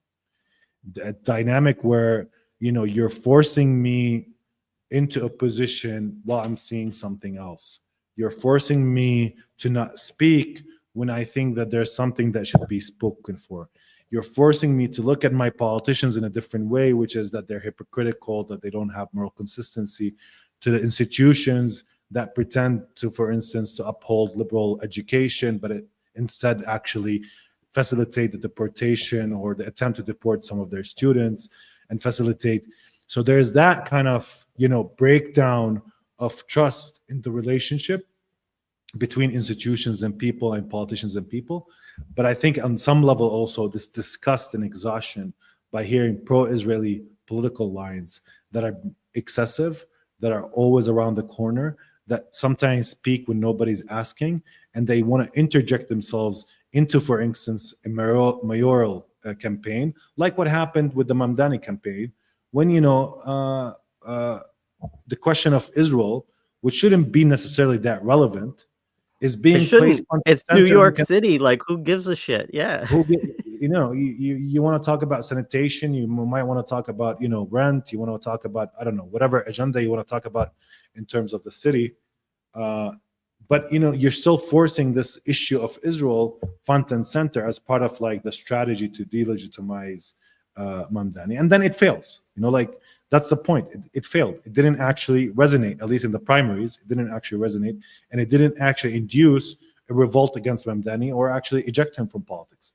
So I think this is fundamental about that moment of speaking how the symbolic fabric, which is maybe 3 years ago or 4 years ago, if Mamdani was running this campaign and somebody accused him of being anti-Israel, that would have fallen or landed differently in the minds of people, in how they would hear that, and how Israel would be seen as part of also kind of a moral litmus test among much of the people perhaps that reside in New York, or have a relationship with Israel on some level, or have been for years living within this kind of Zionist hegemony where Israel is viewed in a positive light. But now I think that's falling on deaf ears. And I think, at least if we want to take the position that most people are not necessarily pro-Palestinian, but seem to not really understand why somebody's position on Israel should matter to their own daily lives, for example, in New York City or otherwise. And I think that's something that we're going to see more of. The idea that Israel's a litmus test, Israel as an arbiter or some sort of something you hold to signal some sort of moral or religious values. Like Ted Cruz with Tucker Carlson, when he spoke of how he went to Congress because he wanted to be the foremost defender of Israel, because the Bible tells him that he should support Israel, and at the same time accuses the Iranian government of being, some sort of religious fanatic government. Of course, the world that these people live in sometimes, and the contradictions, and I just don't understand it. But in many ways, it's beyond my ability to explain. But in many ways, the idea that Israel is, or kissing the ring, or you have to support Israel as an entry to politics, I think that will be problematic going forward. And I think, look, no matter what you think of electoral politics and as a theory of change, I think that there will be more of Mamdani type campaigns coming forward within the Democratic Party. There will be more candidates that might have a different position on Israel than Mamdani or others. And I think that opens the space as politicians test this, as it becomes clear that is not an issue that they actually will fall or die by.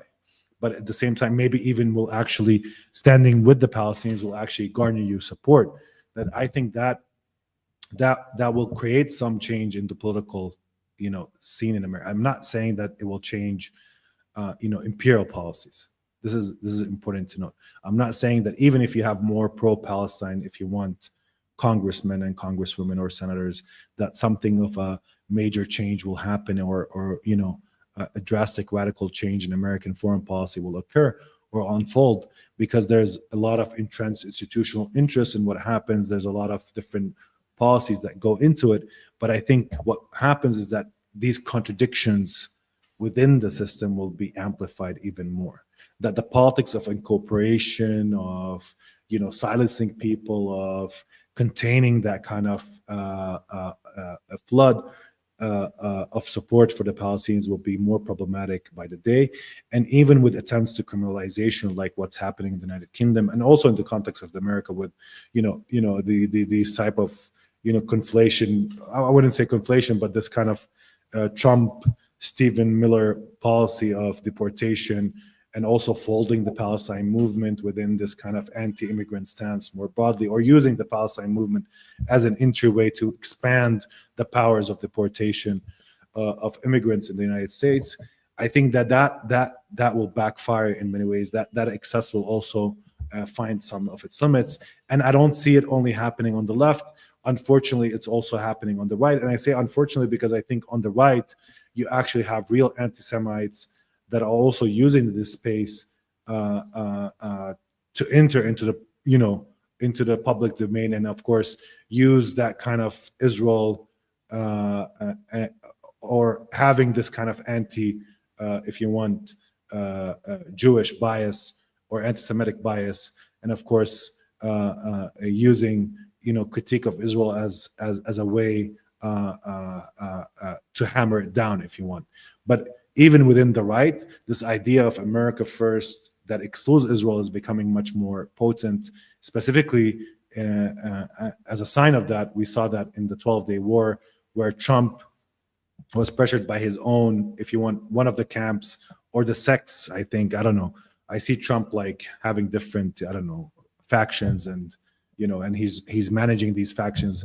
He reminds me a bit of Yasser Arafat on some level, of having factions like the Zionist and the right wing, America First, people like Steve Bannon, and all of these different factions that maybe align on Elon Musk and the billionaires, and that have different interests at play. But of course, maybe I'm wrong in my assessment of that kind of factionalism within his own MAGA movement. But coming up and trying to push back against an American directed intervention or an American war where you would see American boots on the ground or Americans being harmed, and trying to accuse Israel of being the one that is facilitating yet another perpetual war in the Middle East. So this is I think will just increase in terms of tempo and intensity, and it opens up a political space. It could be dispensed on electoral politics. It could be dispensed elsewhere as well, because it also provisions those who actually want a politics outside of also electoral politics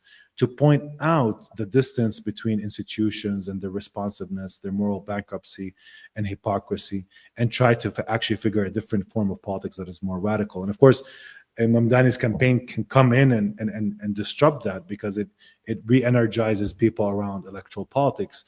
And even if we read it symptomatically as some sort of displacement of the Zionist hegemony, or at least if you want Zionist of displacement of Zionist support within the United States, but still, I think that one of the things that I've always spoke about, here, is that Palestine is more than itself, and Palestine actually reveals and unconcealed truths as well elsewhere, and it opens up the space for forms of radical politics. Maybe this space is not wide, maybe it's small, maybe it's not big enough, but I think it opens up that space to point out a lot of different problems with institutions, whether academic, political, media, or otherwise, and their inability to actually respond this moment or hear their own electoral base, and at the same time opens up, if you want, alongside other fights that are happening and occurring and unfolding, like, for instance, the anti-deportation fight that is also unfolding in the United States, and we saw signs of that in Los Angeles and California more intensely than other places, at least for the moment. But it opens up the space for a different radical reorientation of politics, even outside the electoral system itself. Much appreciated. I think there's so many different places that I would love to go with you on discussing some of this, and maybe some of it we'll save for another time, but I will dig in on a couple points. I think the Mamdani thing is interesting. I think I don't want to diminish its significance at all, because I think winning that primary says multiple things. I think it says that people, I think, are fed up with the old Democratic Party establishment leadership, which I do think is significant, that they are completely unable. I think Nina Farnia said this in that struggle session discussion about how within the heart of finance capital, the Democratic Party wasn't able to field the candidate that anyone wanted to vote for. And so Zohran Mamdani is able to come in as this young person with some, social democratic reforms that he's proposing. Whether or not we think that any of those could actually come to pass within the heart of finance capital, people vote for them, along with not being derailed by the constant attempts to paint him as a Palestinian insurgent, basically, just because he co-founded a SJP chapter years ago and has been, somewhat involved in the Palestine movement for years now. And then you also see all the slurs of he's a communist, of course, from the right and so on, right? Because they find some interview where he talks about the means of production and so on. And those attacks will only continue to escalate. And, we'll see how that goes. I do think, you also have the right talking about whether they can deport him, which is another interesting thing. And so, again, it throws up all of these things of these excesses of the responses that you read that mostly are just racist, right? Like, most of this stuff is just Islamophobia, and so on. And we see that over and over again. And then, of course, there is the strong anti-communist, anti-radical current, which comes out even in something as like, we want a state grocery store, one in each borough, which in itself is, that's cool. Like, I would love to have a state grocery store in my township, but it's not, in itself some kind of radical change that finance capital couldn't incorporate and have and not have any sort of threat to it. But they can't, it's similar in those respects, the kind of anti-radicalism, anti-communism within the United States and the anti-Palestinian, sentiment, in that they don't feel that they can make any sort of concessions or allow for any kind of, small reform or change that would, pose any kind of ideological alternative to just total neoliberal capitalism, just total free market, the rule of the market. Um, and I think that in that sense, it does also present an opportunity, which is something I see from my friends that live in New York, of them looking to use this opportunity to have conversations, to engage politically with their peers and so on, even if they're not, DSA members or necessarily hugely believing in Mamdani as a candidate. They see a way to use his campaign in their own organizing. And so that's my only hope coming out of it, is sort of those organizing efforts, because I think that what's going to happen is a full-scale assault on this guy, and then if he does get elected, his ability to actually enact any of his political agenda, I think, will not actually, I don't see how he would be able to. But maybe I'm wrong on that, but we'll see. But the other part of it too that's challenging, and I'll just say this, I don't necessarily want to get into a big discussion about this, but because he modulates his own rhetoric, maybe we could talk about this briefly. Because he modulates his own rhetoric around Palestine, right? Like, he's not willing to say, he one of the interesting things is he won't condemn statements that others have made. For instance, globalize the Intifada. That has been something that for some reason the media has, you know, glommed onto, to say like, well, we must force him to condemn this thing that he never said himself, or at least there's no record of it. And so they try to force him to condemn, and he won't do that, although saying it's not something I would say. And then he does actually affirm the right of Israel to exist, which is something that I think a lot of us within pro-Palestine spaces would not want to affirm as some kind of right, since it's not something that exists within international law and so on. But he caveats by saying it has to have equal rights for all people living there, right, which would include Palestinians, which in itself is this way of introducing a concept that Zionists are incapable of accepting, usually, except for maybe the most quote unquote liberal or progressive of them. So that's the one thing I think is that. And then there's also the aspect within DSA, which I would say, which is that DSA has a variance of positions, people who are much more radical politically than Mamdani, who do have to sort of be silenced often during campaigns like this, because they don't want things that more radical elements of the DSA say to derail the political aspirations of someone like Mamdani. And I think that is one of the things that's probably most frustrating by some people within the pro-Palestine movement, is that there are more radical expressions of solidarity with Palestinians in the United States, but they feel, whether they are told to or not, they kind of feel like any criticism that they make of Mamdani's statements gets branded as ultra leftism, or you're not a serious person, or so on. And I think that's one of the dynamics that I don't like personally about putting a lot of eggs in a basket of a campaign like this, So I don't know if you have thoughts on that element of things. Look, I mean, I don't have much of thoughts on how Americans in America should think of their own, politics. Because first of all, I'm distant, so you don't really understand the local political dynamics of what happens on an everyday basis, and people's orientations, contradictions, factionalism, that arises, and I'm wary of being in a position to lecture people elsewhere on how to think or act politically, and I think that that is quite problematic, specifically coming from a place of that type of distance in terms of people's daily struggle and what they would prioritize, etc.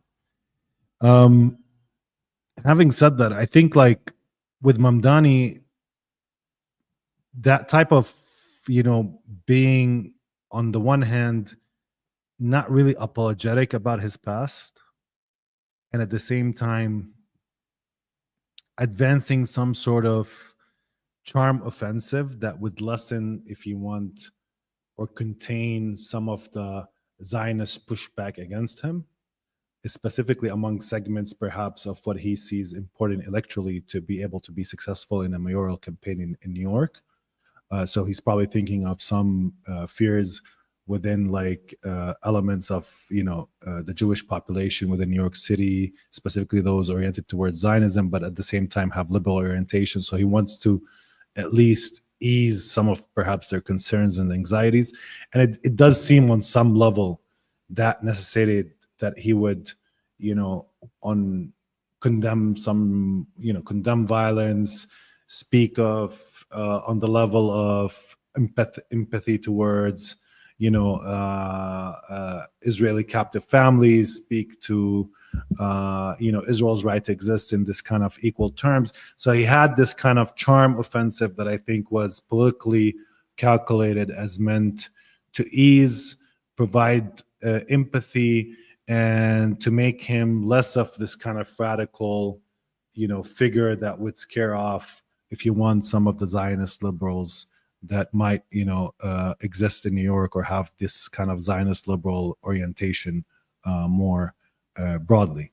So I think that was part of the offensive there. What I thought it was interesting is also that he didn't apologize for his past. He didn't condemn his past. He didn't. So there's this kind of like in-betweenness about this type of moment, not really emphasizing whatever politics he had in terms of relationship to Gaza, but also speaking sometimes, like in the beginning of the campaign with Mahdi Hassan, on like, I'll arrest Netanyahu, he's a war criminal, still like speaking in this kind of talking points that are also, if you want to take the American context and American politics, were never really spoken before in these kind of direct, in a direct way. So I think he's interplaying within these two domains. And I think that's part of the electoral strategy or whatever advisors are around him or he has devised in order to ensure that people would not reject him vehemently as they would if he would be this kind of unrepentant anti-Zionist, centering Palestine as part of his campaign or going all out on it. So I think that is the interesting part. I think he didn't really want to speak about Palestine that much in the campaign, but at the same time, he was insistently asked to speak about it from those who are antagonistic towards Palestine and any form of pro-Palestinian sentiment, whether in the debates or elsewhere. So I think that's his disposition. I mean, Mamdani is walking through that kind of tightrope. But I think what is important is that, without an active, organized pro-Palestine campaign that raises the bar, of course, these politicians and would also pressure these politicians, no matter how much they're grounded or not grounded in pro-Palestinian politics historically, of course, it's easy for them to get incorporated within the system and sell out and become a shadow of their former selves, if you want. To put it in light terms, so I think that's an element of also pushing forward towards a moral consensus where a position on Palestine is also a moral litmus test for those who enunciate it. So if you're against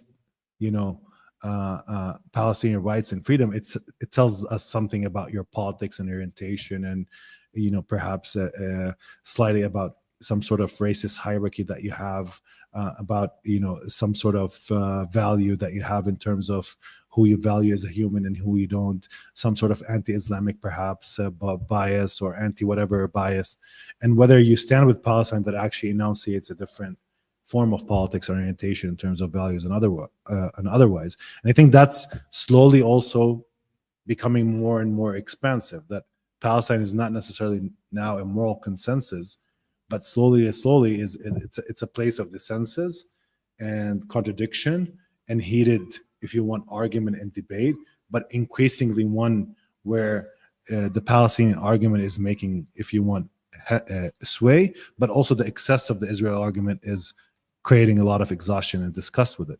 So I think these two coupled together are fundamental, and this is why I think Mamdani's campaign is significant, because also it's New York City, because it's the biggest actual city with Jewish population in the world.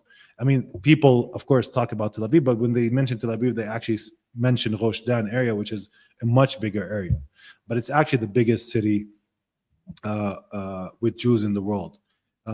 So it is significant. It has an element of success, at least for not disqualifying someone for being grounding in pro-Palestinian politics, for the politician himself not completely disowning his past as part of that process.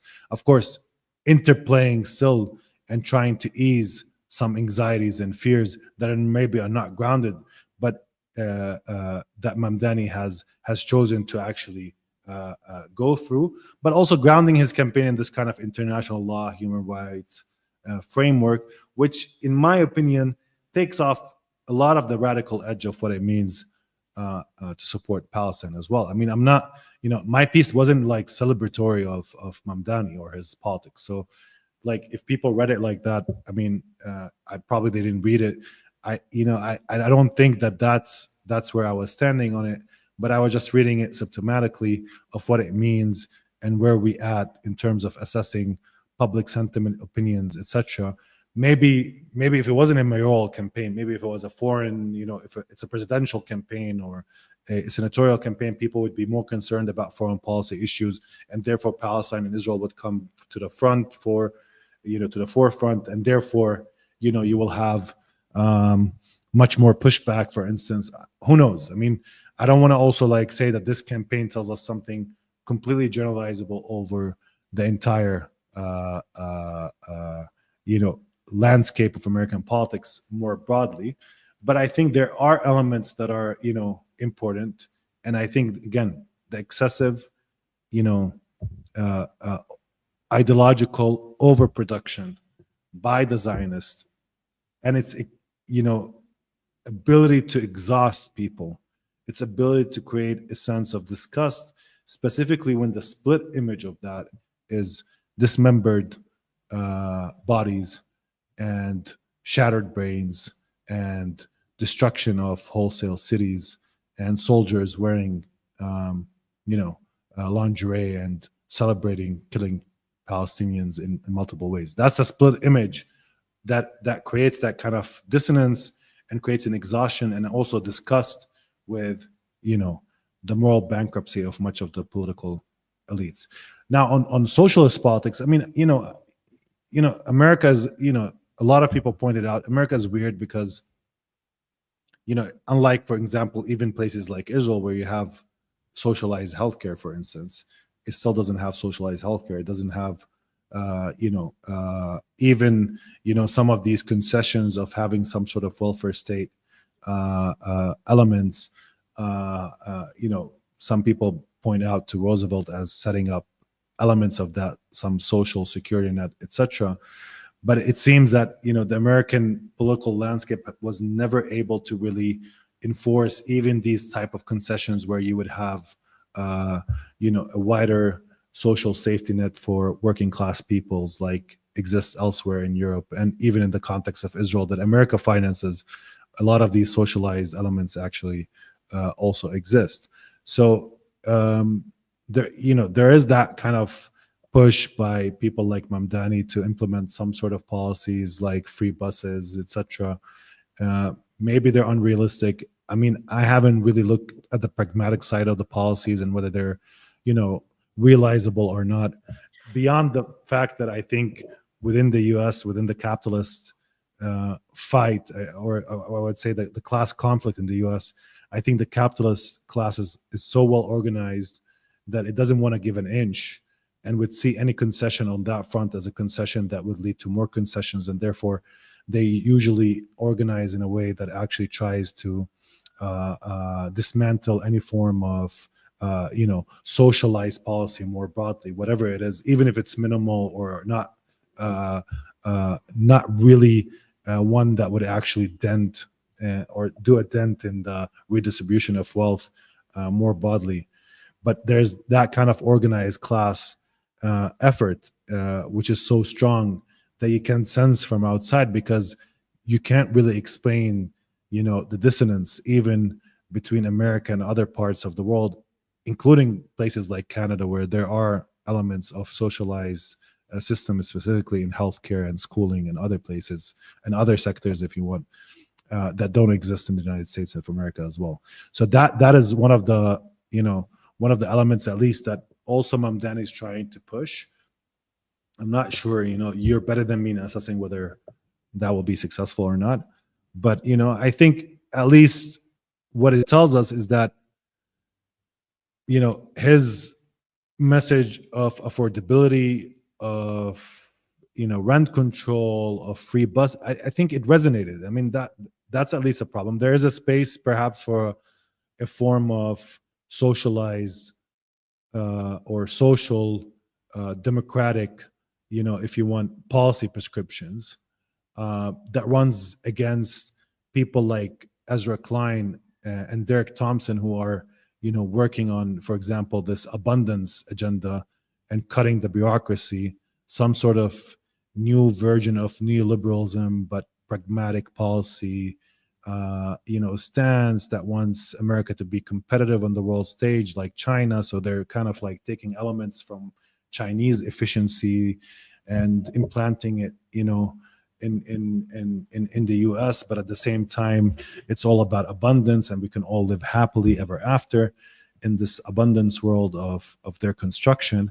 But my take is that there's also a lot of room and a lot of resonance among wide segments of American society, perhaps specifically working class, around issues that relate to their redistribution of income, around socialized medicine, around socialized infrastructure of movement like buses and metros, around health, childcare and healthcare, schooling and education. So there's a room for that. Of course, but it's a question of this kind of class conflict where it seems to me the capitalists always in the U.S.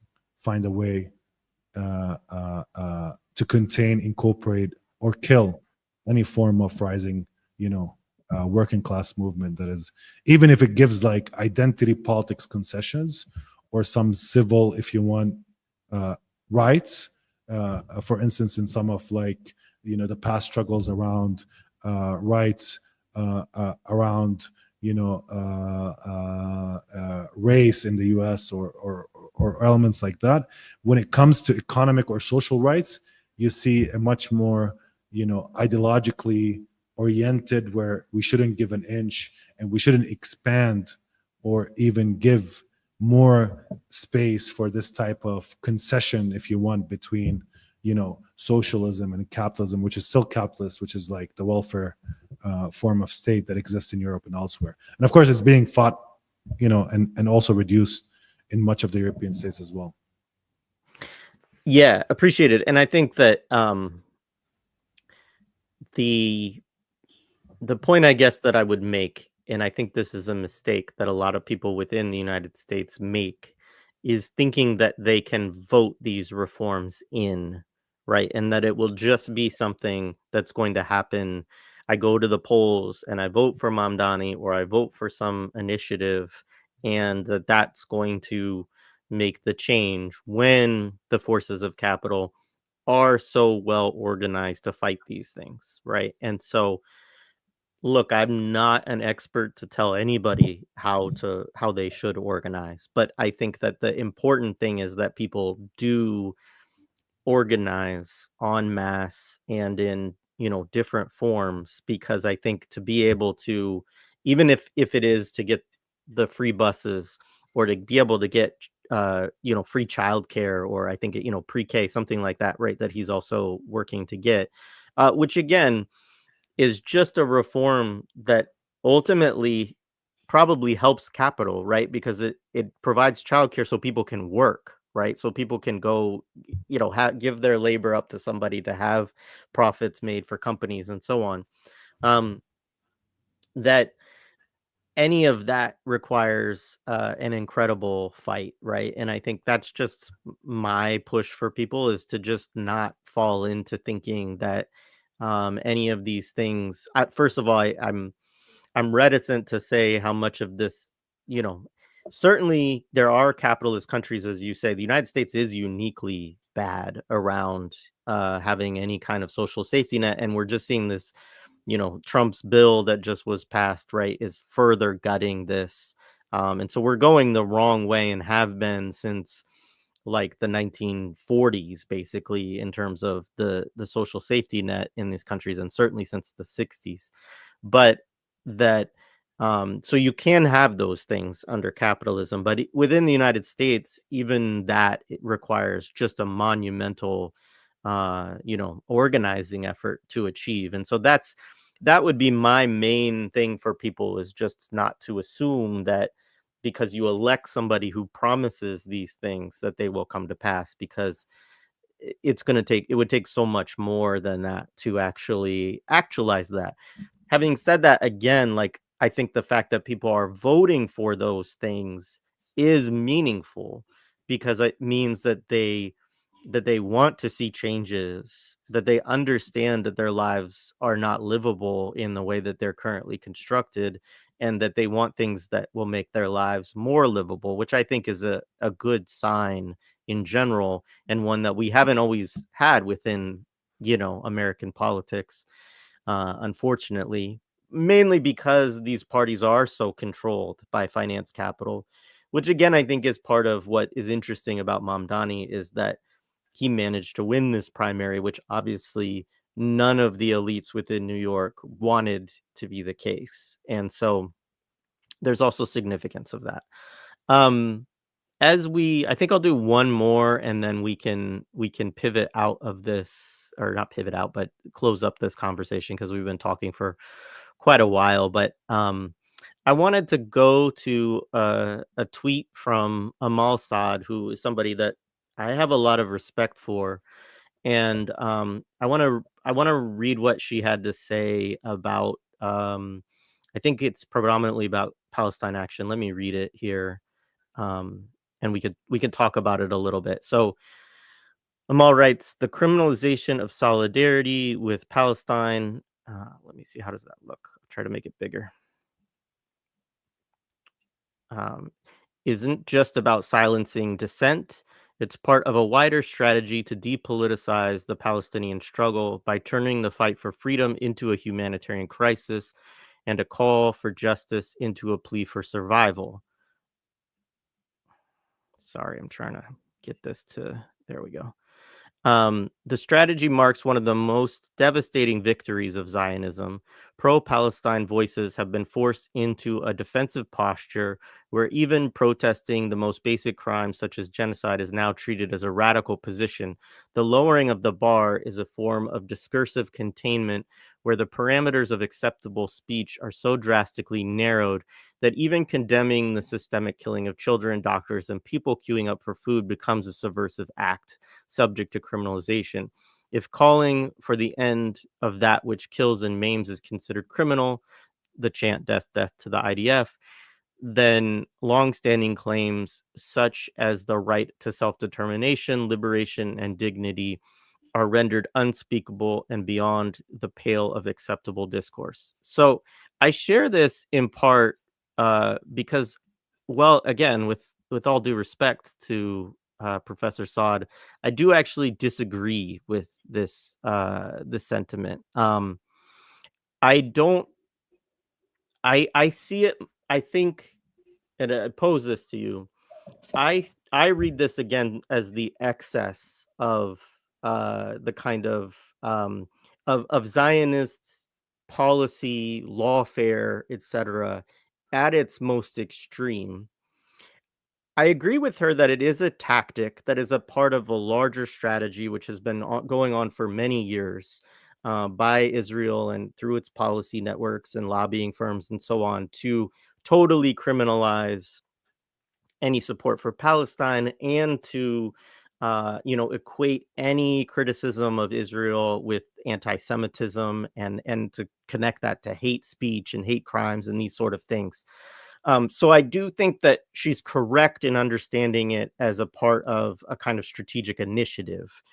However, and I'll just give a couple of examples. I mean, I was in Southern Oregon. That's where I went on vacation, went home back to where I grew up. And, I talked to a couple of people who are not political folks that I've known for many years. I mean, not that they totally ignore politics, but that their version of politics would be sort of like, who are we voting for in the presidential election? Not like, you know, a history of caring about Palestine, right, as a particular issue.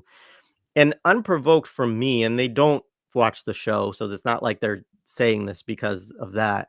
Um, they they were just brought up like, well, don't mention, God forbid you mention Palestine right now, and it was fascinating to me because again, like they're not folks that have spent a lot of time, studying this or so on. And one of them also mentioned Mamdani's victory, which was interesting to me. Um, Primary victory, we should caveat. But uh, I guess what I'm saying is that both the Glastonbury piece and the Palestine Action piece and Mamdani's victory, and as you said, you referenced the Tucker Carlson Ted Cruz debate, which I kind of wanted to do like a hate watch party with folks because I found it fascinating. For all of its contradictions and certainly not agreeing at all politically with either of them, and certainly they agreed totally on US imperialism. But that there is, as you say, like this, I think there's quite a widespread disgust right now with the US's support of this genocide, and I think that these these acts of totally criminalizing, of looking to deport people for writing op-eds in the United States, or looking to charge people with potentially 14 years for just saying we support Palestine Action, or not sorry imprison people potentially for 14 years, that all of this shows, it's naked repression and repeal of basic civil liberties and sort of liberal, rights that most people think that they just have and have had for a long time. And that people really don't like that. Now, that really not liking something obviously doesn't necessarily translate into any kind of victory, right? We could all be against things or for things, and it doesn't mean that they're going to happen if we don't have the power to make them happen.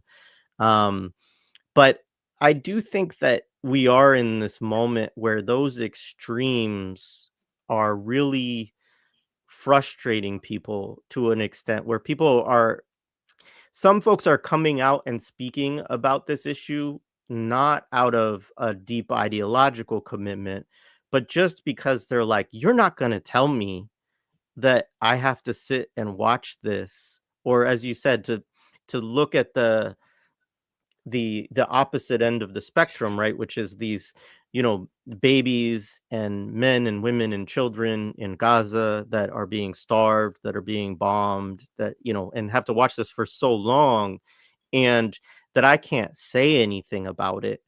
I think that level of ideological and political censorship that is going on right now, I think is an overplay, and I think is part of what is, and I think this is part of your point, is accelerating actually a kind of disavowal of support for Israel, and also some people wanting to say, you know what, I am pro-Palestine. Like, I may not know that much, but this is ridiculous what's going on. So yeah, I just was curious if you had thoughts on Amal Saad's comments there, or how you're reading these things further. Well, look, Amal is right on some level, which is that, the vision that Israel has for even the core, the imperial core itself, is one of increasing fascism, repression, and of course, shrinking of the space for free speech and democratic engagement. That's the vision that Israel wants. I mean, this is what Netanyahu even says himself, that eventually the West will catch up with us in terms of the use of violence or force in ways that we have seen unfold in Gaza. Or if you want, I mean, who comes before Trump, and before the rise of this kind of new right wing that we have seen, slowly but assuredly taking over levers of power in many Western countries. I mean, people like Berlusconi and Netanyahu were the first among many. So you would see that you see that Israel on the front lines of trying to shrink that space, and that's part of at least the Israeli vision in the near future. Criminalize, exclude Palestine from speech, but at the same time shrink the space, help support an expansive security state that can, for instance, deport millions, help ensure that speech can be more regulated, that surveillance can be more enacted across wide areas of, that is the vision. I mean, I've warned of that a lot of times, and I don't think, again, this only has to do with speech, against Palestinian or pro-Palestinian elements. I think that this type of system that prescribes, for instance, in the UK, Palestine Action as a terrorist group, could be easily applied to any other group, slowly but subtly. Not only extreme right wing or whatever it is, slowly but subtly to many domestic groups, whatever their orientation or otherwise. Of course, each domestic plane has a different. The UK is a bit different from the US, Canada, etc., and everybody has his own way of managing these things. But I think that is the vision that is being, slowly but assuredly being supported, if you want, but also one that hinges, or Israel hinges some of its future on. Because if less public support, more disgust, exhaustion, much more willingness to hear the Palestinian point of view and narrative, and not only that, much more willingness to take it up by new generations, etc., that means that Israel doesn't have a lot of time on its clock eventually. Because on some level, that means that slowly but assuredly, you will have a slow but steady break in the relationship between Israel and much of the Western countries, of which now new generations will come, new sentiments will rise, new moral center will be enacted, and eventually that will lead. I mean, even something like the Crusades historically also, for instance, subsided when there was less support coming from, for instance, Europe towards the Crusaders themselves as part of that program. So that means that Israel also needs to find new allies. These new allies are in the right wing, are fascist. A lot of them are anti-Semitic as well. And this is what Israel views as its natural allies now in the West. And it's also an expansive, bureaucratic, surveillance-oriented state that tries to manage speech and clamps down more broadly, use incarceration more heavily. That is the vision that at least Israel needs to also have, slowly but assuredly, being part and parcel of societies like in the United States and elsewhere, to ensure that it remains viable, at least for the long term, in our region here, as it was implanted. Now, having said that, I'm not saying that Israel alone is, pushing for that. Of course, this is not. It shouldn't be conflated. I'm just saying that Israel, that's how it views or hinges now its future on, in terms of how it sees its natural solid form of alliances that it wants to actually entrench, increase, and forge through. And we can see it through policies and otherwise, because I think that there are, in all of these societies, like the UK, like the United States, like Canada, like whatever it is, France, etc., you see domestic elements also from within the right wing, also nationalists, also populists, that also share elements of that vision and wants to implement it more forcibly. So that's also part of how, the future contested world that we're speaking of. On the one hand, for instance, we can see a shift in the Democratic Party. Remember when we talked about Mamdani, he's in a Democratic primary, and in New York City, largely liberal state and a liberal city as well, although that also could be challenged. At least I'm not sure what is liberal and not liberal these days. But on many instances, I would just say that, this is a particular case, but doesn't mean that there's no ideological, political, and systematic fight that is facing also a lot of people in the UK, in the US, not only particularly against whether to voice something around Palestine or not, or the excess of Zionism, but what this means for the future of this kind of contradiction that is playing out in Western politics more broadly between different visions, but specifically with this rising right-wing fascist vision that is taking hold over, the collective imagination of what is permissible. Of course, it's meeting some resistance, some pushback. It's also, creating distance between, elements of the working class and elements of the capitalist class. It has its own internal, if you want, elements of implosion and contradictions as well. It's not a unified, homogeneous force, but there is that kind of rising tide that Israel is also on some level hinging itself on, and saying that that's a future of our alliance system with these elements within Western societies that will continue to support us for multiple reasons. One of them is this kind of shared interest in a larger bureaucratic control and surveillance society, including the larger criminalization of dissent and the clamping down on free speech within countries like the UK or elsewhere. So I think, Ahmad is right on that point, that there is that risk and it should be taken seriously. That is one element of it, because they could triumph. I'll just say this because I've lived in the context of the West Bank, where people's opinions don't necessarily,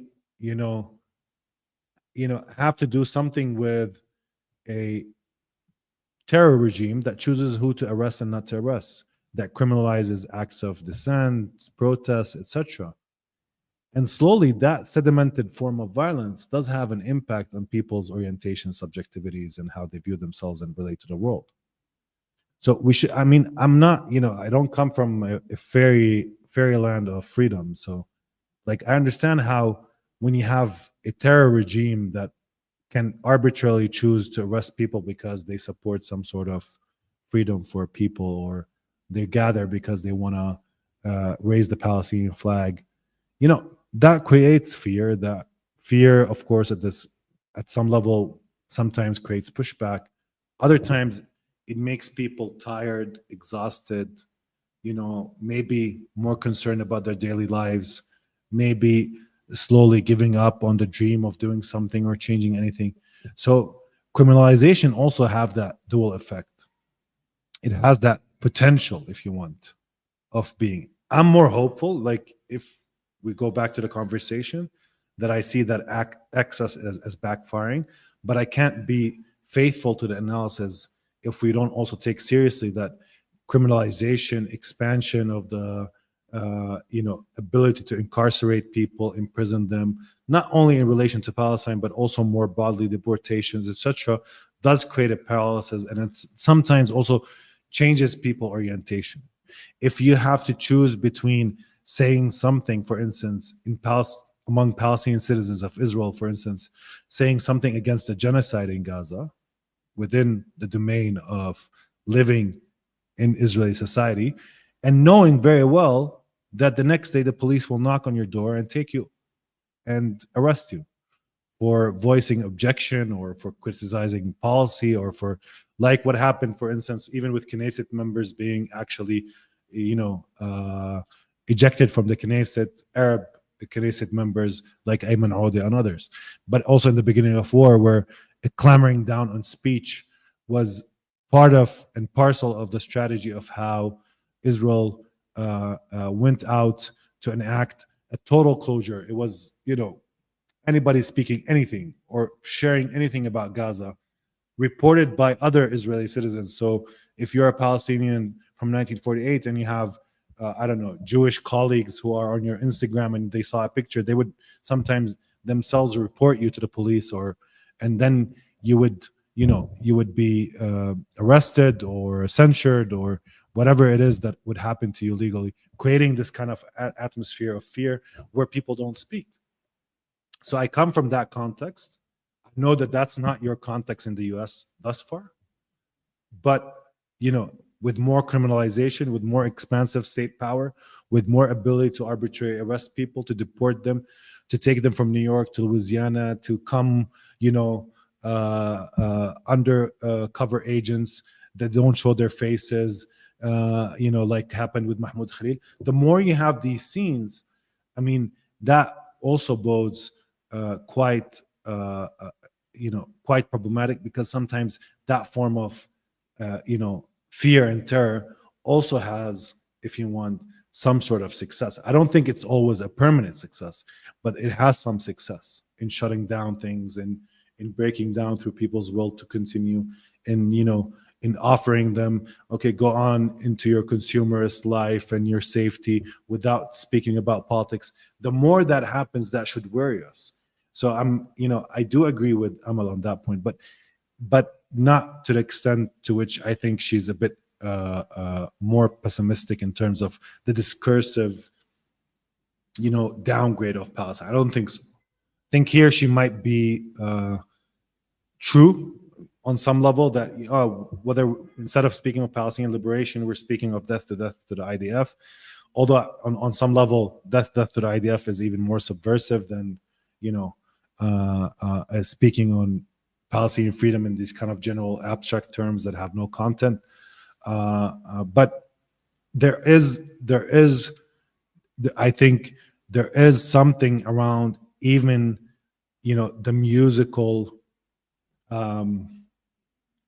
genre itself, like having this musical festival, the controversy of musical festivals historically, that went alongside a lot of the political movements in the past, whether in the 60s or the 70s or 80s in the UK and the US and other places, and with this moment as well, where you see these festivals turn into a big demonstration for Palestine. I think that is of course scary for the establishment, and that's of course creating a lot of hysteria and raising the bar towards chanting death to the IDF or chanting Free Palestine, and of course seeing elements of the establishment wanting to use police force to manage that, this kind of zone that we live in between criminalization, suppression, and at the same time dispersed and even more radical chants. I think it's something about how we live in a moment where the more excess we see from the part of the state and its ideological justifiers, its its echoes within the media, the more you would see Palestine being a subversive issue that people will speak to in different ways and manners. And I think this is where we have a lot of potential for success, not only generationally, but also, I think, on some level, at least creating problems for the system itself, creating dissenses, creating contradictions and tensions, creating a nonsensical politician that doesn't make sense, creating an institution that belies its own proclaimed values, creating these moments where these institutions, falter, implode, etc., or at least slowly, lose their ability to incite the imagination of those who have built historically a relationship with them. And I think that is something that is unfolding and occurring. And I think that at this moment, I don't see the repression being that successful, but it should worry us. It should worry us if we don't push back. It's a struggle. It should worry us because it could lead through accumulation, through arresting people 14 years and 12 years for whatever they say and don't say, for whatever they do or don't do, even if they're nonviolent and doing disruptions and sabotage and other forms of direct action, like the Palestine Action was undertaking in the UK. If that accumulates, of course, that type of societies, if you want, of control and fear, are a different domain than the type of society that is now perhaps that opens up at least a space for speech in a way that it will have to now close. And as somebody from the West Bank, fear also works. I appreciate that. Yeah, because I think that's the important part in all of this for us to always remember is that there's nothing inevitable here, and that certainly Israel could be successful. And it's not just Israel. The United States, for instance, is doing all that it can to increase its own oppressive forces and apparatus. The bill that passed also was a big increase in funding for ICE, which is the immigration forces domestically and so on. And so I mean, they're all of it requires us to organize, to resist, to speak out, to do all of these things. And I think that is very very important. I guess the part that I think you nailed, the part that bothered me a little bit, was one, I'm not sure that the chant of death to the IDF is some sort of ideological retreat. Actually, I think that always would have been a more among the media establishment in these countries. I think that chant would always be seen even more problematically than from the river to the sea, or free Palestine, or so on, even as they also have been very busy trying to brand those terms as hate speech or anti-Semitic or whatever else. I think that the naming of the Israeli occupation force as something that we should want eradicated, right? That is, it really does put a clarity to that the bourgeois media just would not be at all comfortable with. And as you talked about earlier, it is also connected to them making those same arguments around Israeli society and everyone in Israel basically being, a part of the military apparatus and so on. Anyway, thank you so much for this discussion again today, Abdaljawad. I know that we had a lot to cover and we covered a lot. Apologies if we didn't get to any questions that you all had in the chat. We'll have more to talk about soon, I'm sure. Hopefully there is a ceasefire, certainly for people in Gaza. I hope that, and I hope that more aid can flow in and all of that, and a free Palestine also, although I know that is a longer term fight at this point. But appreciate you as always taking the time to talk to us today. Thanks, Jared.